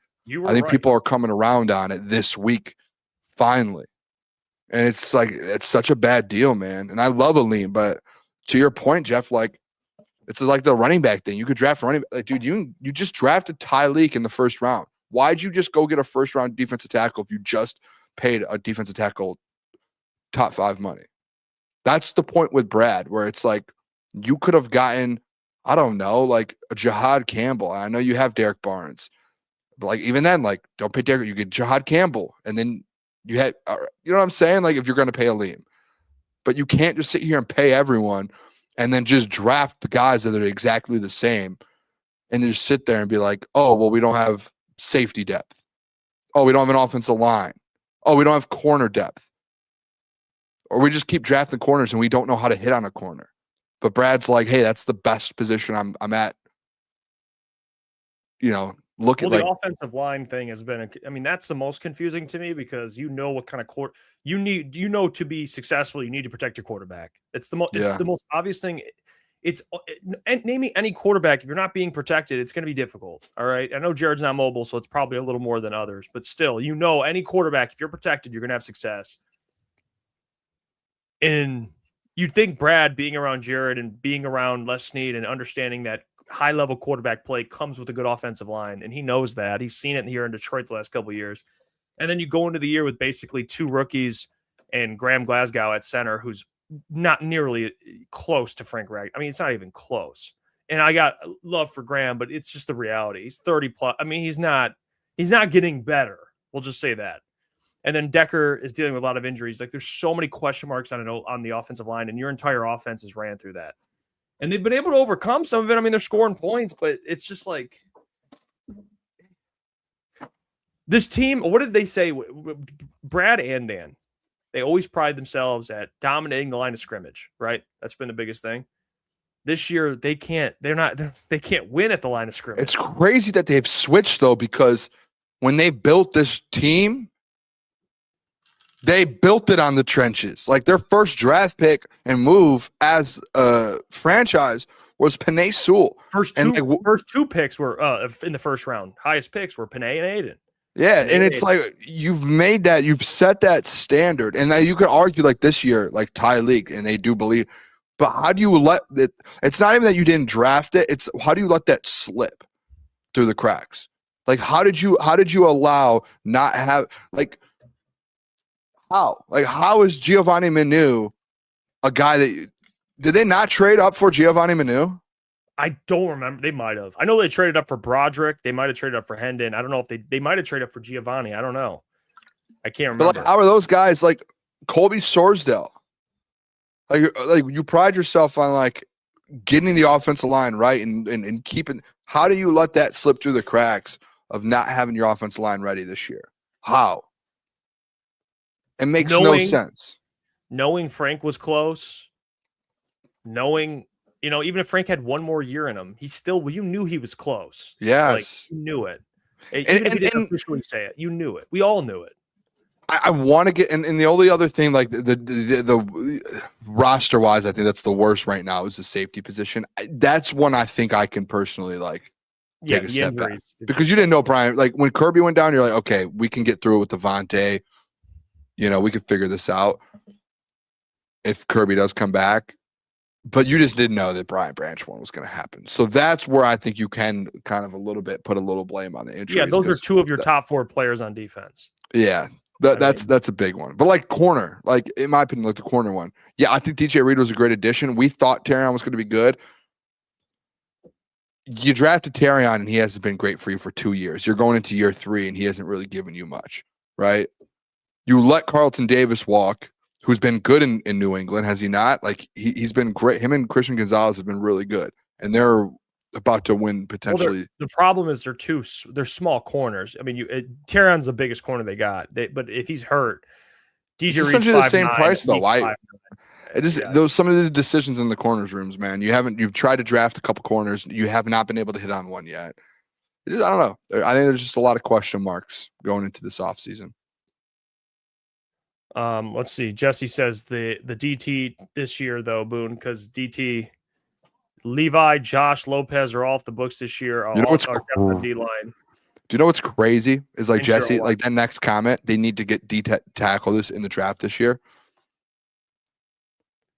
I'm not against what Jesse's saying. I'm agree with Jesse. We just in the first round went defensive tackle, and we're already like people are already like we need defensive tackle. They just went that in the first round. That means no one has faith in Ali McNeil, and DJ Reader's leaving. Think about that. You have no faith in Ali McNeil, who has a top 5 contract, and fans don't have faith in Tyreek, who was a first round draft pick. That's nuts. And AQM, I'll tell you That's what. eye opening. AQM is going to be off the books, and he's probably going to sign somewhere for more money. You got to go, please. Davenport's going to be off the books. Please, Brad, draft an edge at some point in the first 3 rounds. Go get an edge rusher, dude. We're going to keep saying this. Offensive line, defensive line. Go do it. You know, and if you want to draft a safety because you're not going to extend Brian, whatever, go do so. But you got to. This is another draft where you're like, they got to prioritize the first 2 rounds. Excuse me, they don't have a third, so it would be the first, second, or fourth.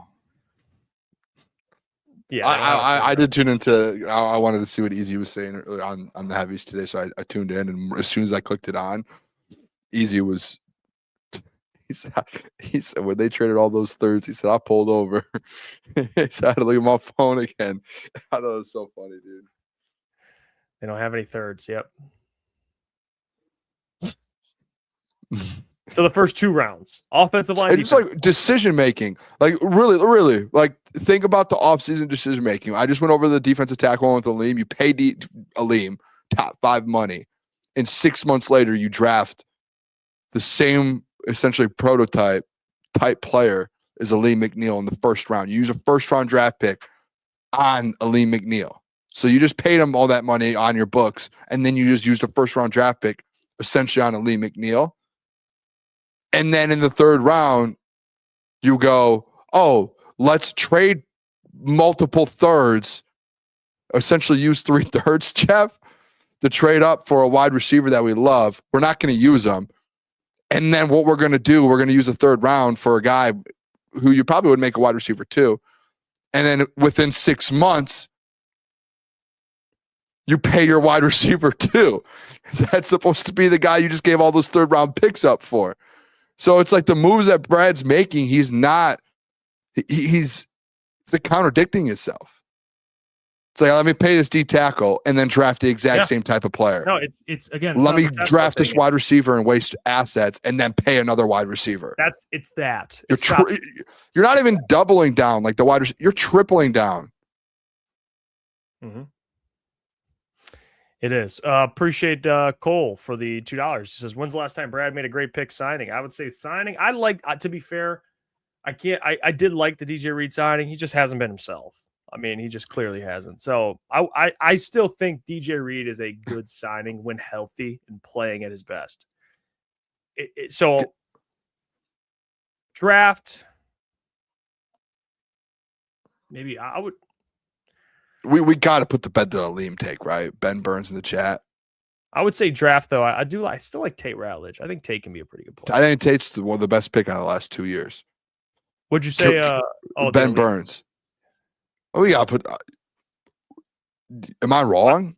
Well, no, you're not. I mean, so what is he talking about? Who's defending Aleem McNeil? I think Ben Burns is. Ben Burns, come on, man. Isn't that what that means? The sleeping emoji? Like sleeping on my take still. Roy Lopez has been better than Aleem McNeil this season. Roy Lopez, who's on like $1 million contract. Aleem McNeil, Ben, is top 5 at his position paid. Those are facts. He's not even a top 30 defensive tackle right now. Yeah. This draft's going to be this. I mean, I don't think they're not going to spend that much money in free agency. You're going to have to go get like basically vet minimum guys. Maybe you get a vet that wants to join the squad. I don't know. Maybe there's someone out there because they don't have the money to go out and spend, like go get another DJ Reed type of contract, like pay $16 million a year or two. They're not going to do that. because they got to work contracts a little bit. They got to figure it Yeah. out. You do have to be a little active in free agency. I think you have to find a way so where you can.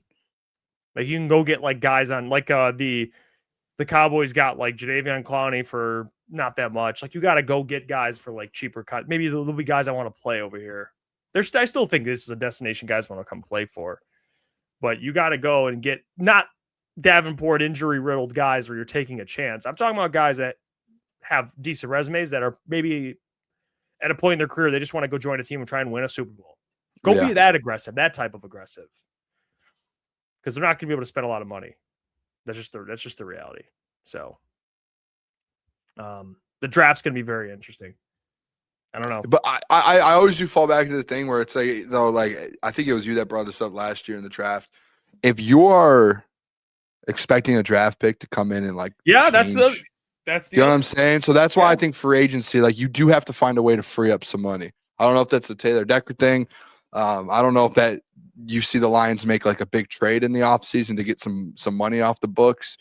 I don't know, but you do have to find a way to open up some money to go out there and because the money freeing up like Levi, they're all pennies. Like they're not. Yeah, like, I mean you could argue like the Levi and those deals. Like there were other edge rushers and defensive linemen that we saw get picked up for the same price, and we were mad about. Maybe it's just Brad making the right decisions this year and getting the right players, right? Yeah. The ones that are going to be healthy and actually impact the game. Yeah. That's where it's like, dude, people like want to complain injuries and then they're like, Brad, it's injuries. It's not Brad. Like, dude, what's the best availability is ability is availability, right? We talk about that.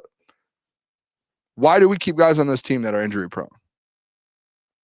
Right? Like Josh Pascal, he's his whole career. Levi O. Josh, constantly. Levi, Marcus Davenport, constantly. Yep. Why? 3 right off the rip. Yep. Yeah, it's a good point.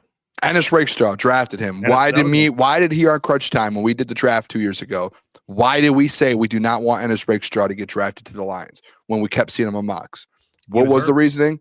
He was constantly hurt at Mizzou. Always at Missouri was hurt. And we were like, it's a problem.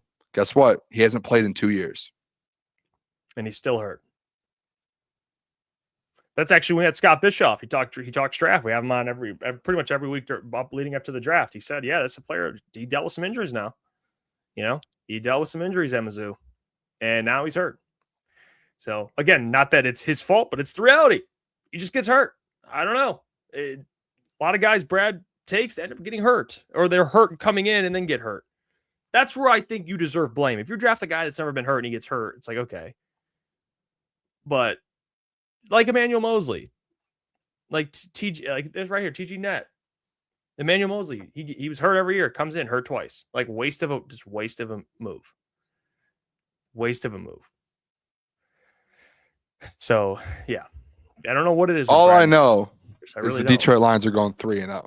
And they might win the division. That would be wild, man. Now, if the Bears win it, with Ben Johnson, I don't know how I would feel, man. I really don't. I think it just.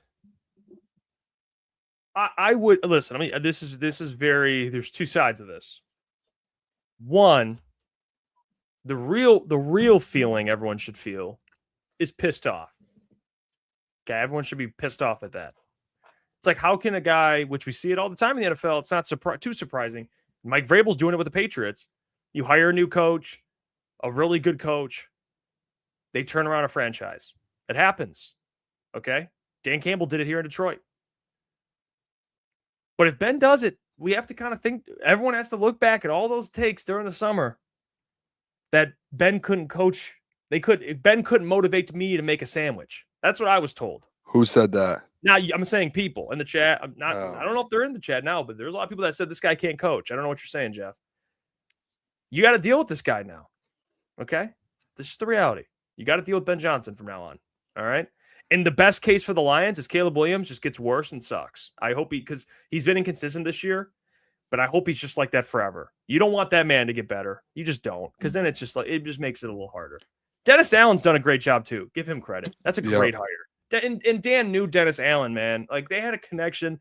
You could have probably tried to get Dennis Allen, and they didn't. And Dennis Allen is a great defensive coordinator. He's so good. He's so good. And that's another one I probably look back and say, damn, they really missed on Dennis Allen. Because he's an elite defensive mind. He just is. And he was with Dan with the Saints. Not like they don't know each other. Yeah. And that's You how chose that's how Delvin Ben, over a proven guy in Dennis Allen. I think that's how Ben had that connection. I think Ben worked with him at some point. It's just the reality. Hey. And that's why I do kind of put Dan on that blame chart. It's like you had the choice. You chose Calvin over Robert Saleh with the 49ers. Dude, Remember, wasn't that your choice?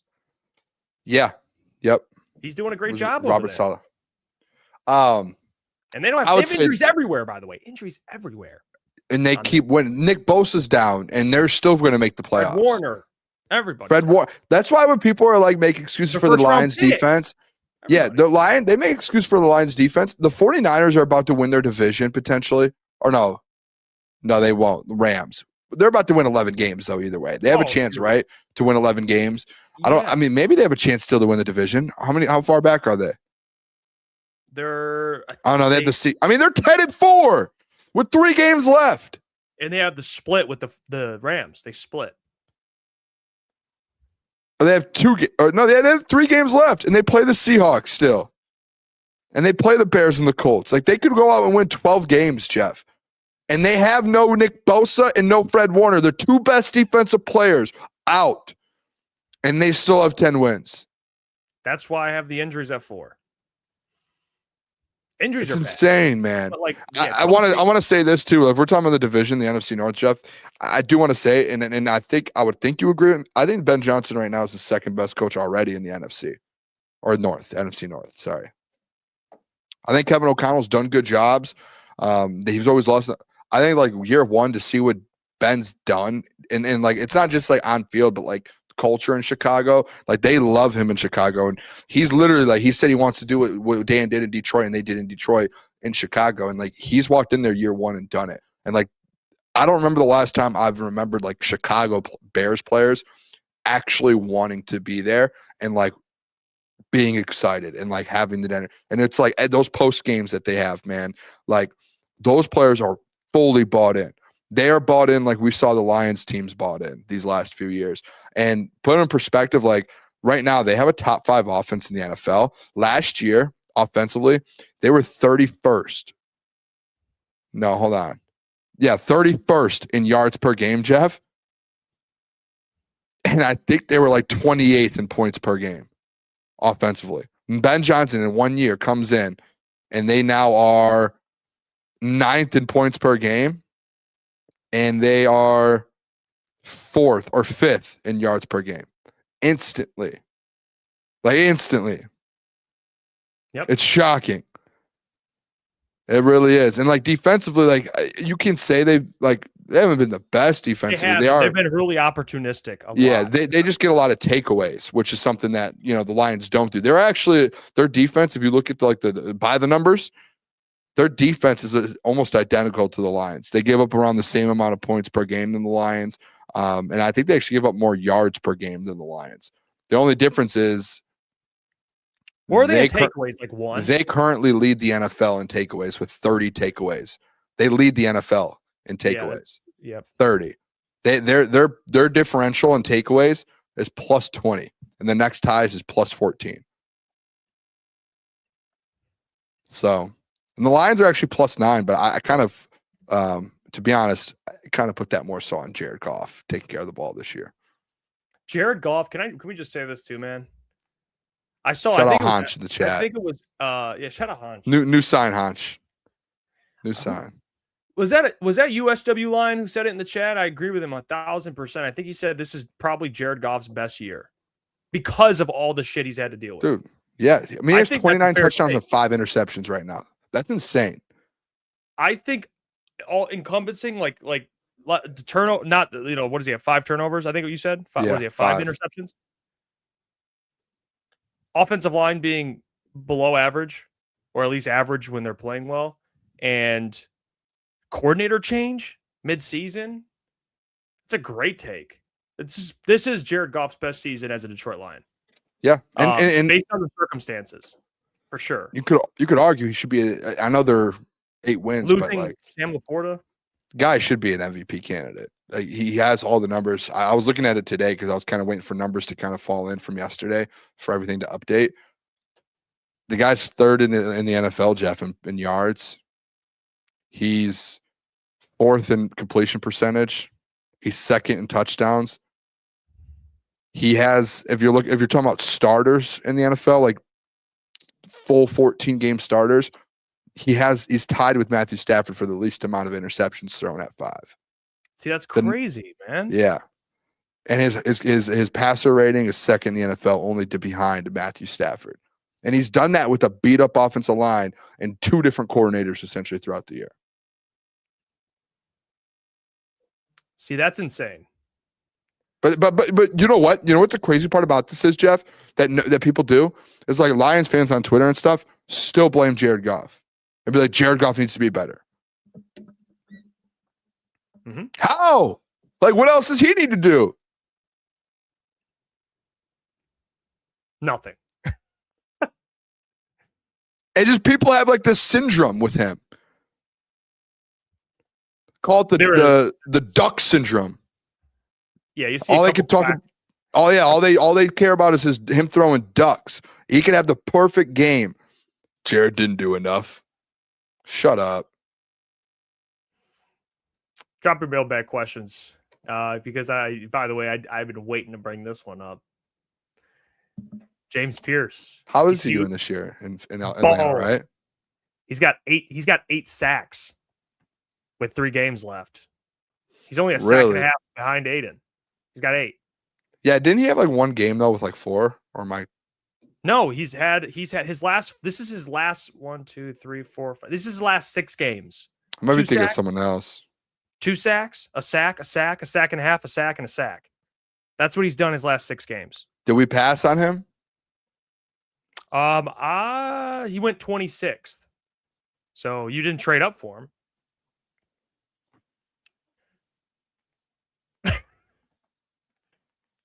Yeah. I tried. Wait a second.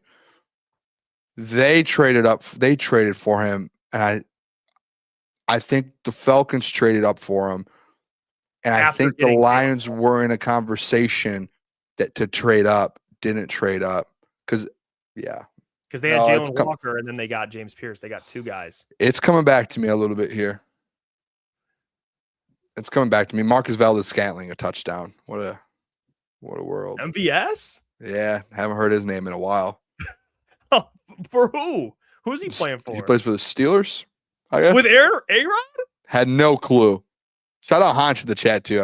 If you're still watching, he's a Steelers fan. They're up 14-3. Ben Burns says, mailbag, why are we running Gibby up the middle so much?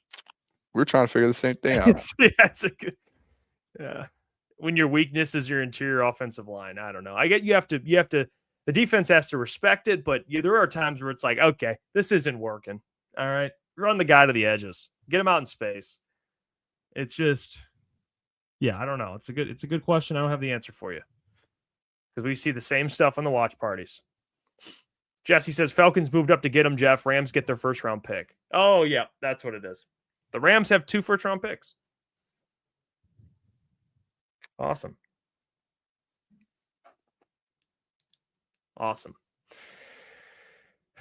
Yeah, that's just Xavier says if you got a neon sign, what would it say? Should I get it? Should I get a neon sign? You should just say Jeff. Right on the right. Yeah, just Jeff. It's like we would just have them like one there and one there. There's like corners, like the 2 corners. I like that. You got to get yours back. You got to get yours backwards though. Yeah, I like the neon sign, Boone. I love it. Is it good? I like it's a little change of pace. it's a change of pace. Yeah. Jomo says Steelers have MVS and Thielen. Dude, the Steelers are like a retirement home, is it not? Yeah, Aaron Rodgers, MVS, Thielen. Who else is there? There's got to be someone else on that roster. Oh yeah, they did Adam Thielen dirty because they claimed him. Cam Hayward. Cam Hayward, dude, that defense. I'll say right now, their defense is old, bro. And Oh TJ Watt yeah, is a beast, but their defense is old. And I'm sorry, I can't believe what happened to TJ Watt. How is that possible, dude? He got Tyrod tailored, man. He got punctured in the lung. I think if that happens, you have to fire instantly. Training staff fired instantly. That should be an automatic firing. Yeah, they did. Surgery. Tyrod Taylor got his job snatched because of it. He got stabbed, and then Justin Herbert started. He started ever since then. Yeah. Hodge says, "Are you guys serious right now, dude? Your defense is old, Brett. Your secondary is toast. Secondary's toast, Hodge. Defensive line does give me okay. They got some guys. Wait a second. Hey, no, you know who they had? They had Jack Sawyer though. Come on now. What's he done? Derek Carmen. I haven't really seen Derek Carmen at all this year though. Keanu Benton, Patrick Queen, Peyton Wilson, Alex Heisman. They do have some dogs. They do. Wait, what's his name? Who's the one guy that I like a lot? I don't see his name on here. Is he on IR?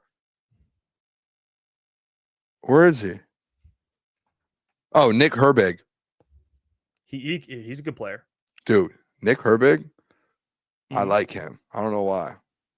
But that's secondary. He's got a little bit of fire. Every time I see a clip of Nick Herbig, I just see him like yelling or something. It fires me up.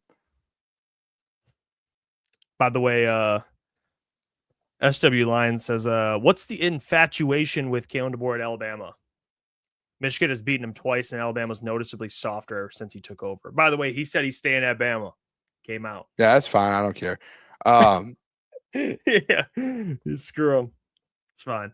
I like Kalen DeBoer. I think he's a good coach. By the way, I don't think Michigan's beat Kalen DeBoer twice. I think it's once. We beat Saban. We ended Saban's career. Yeah, you just beat Washington. Yeah. I guess okay. Yeah, I guess that's fair. I didn't even think of Washington. I was thinking more so Alabama because we ended Nick Saban's career. Again, we ended his career.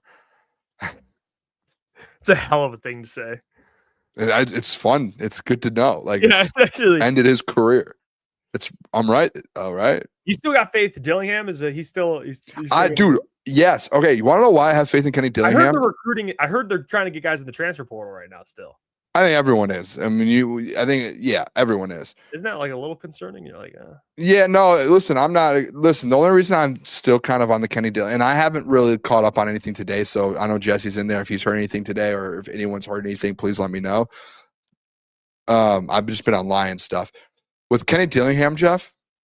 There was the rumors that he was getting an extension. I saw something on Friday that said Kenny Dillingham, the only reason he hasn't signed an extension yet is because the Board of Regents or whatever it is, they're not back. Like, they're off for the weekend at Arizona State until Monday morning.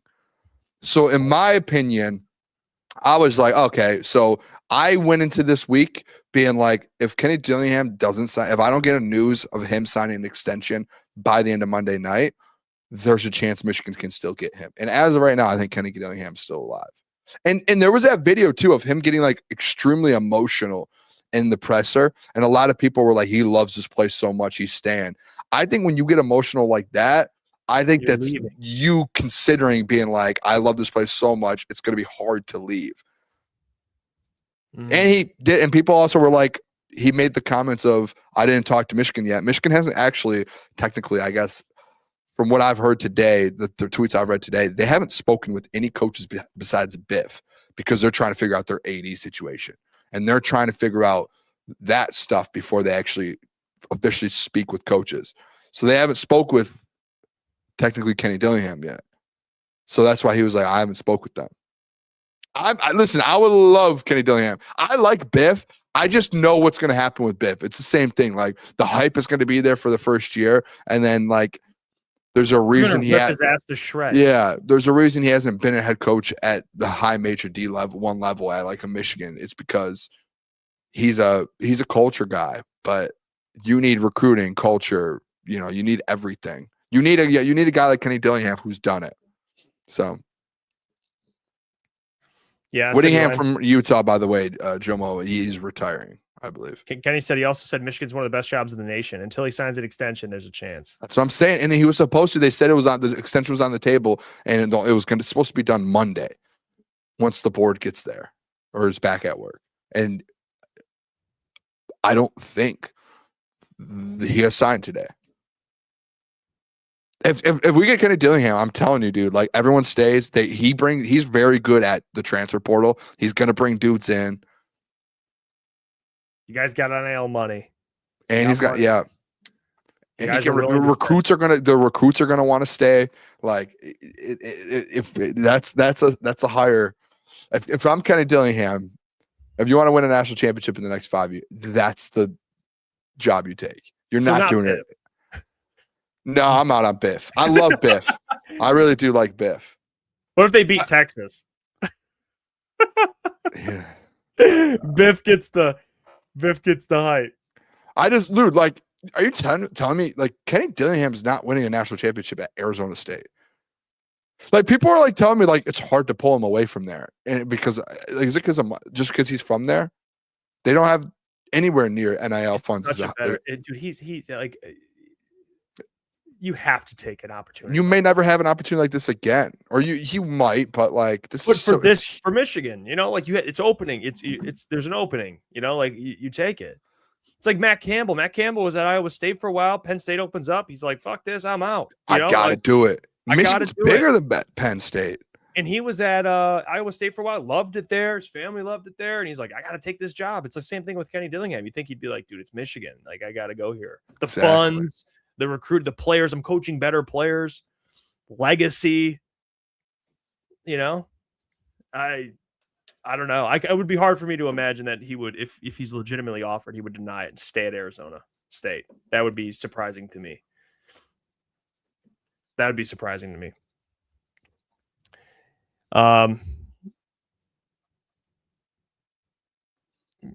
SW says Kenny has the it factor, young, innovative, multi-dimensional offense, physical brand of football. That would work in the Big Ten. That's the thing that actually, Joe, I mentioned too. They're going to try and get someone that has that same identity like Michigan, where it's physical, tough. Like I think they would have, if Matt Campbell didn't, if they would have fired Sharon Moore for prior, sure. They definitely would have interviewed Matt Campbell. He plays that type of, that's his type of ball too. Physical, Big Ten football. That's Kenny Dillingham too.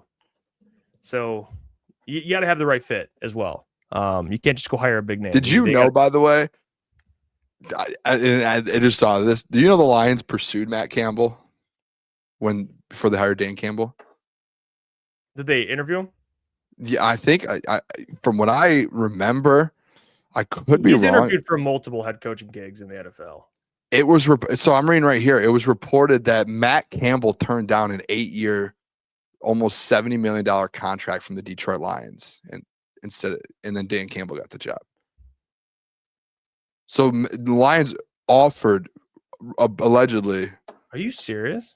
Yeah, look it up, dude. I mean, I'm looking at a Detroit Free Press in May 19th, 2021. It says, according to the CBS Sports, Iowa State coach Matt Campbell turned down an 8-year, $68.5 million contract to join the Detroit Lions this winter. Wow. Imagine how different life would be as a Lions fan, potentially, with no Dan Campbell. So they said there was a rumored offer that CBS reported, and then there was a Lions sources later confirmed no formal offer was extended, but they had significant interest and talked to him. And then Campbell said his reason for staying was based on loyalty to his Iowa State players and timing.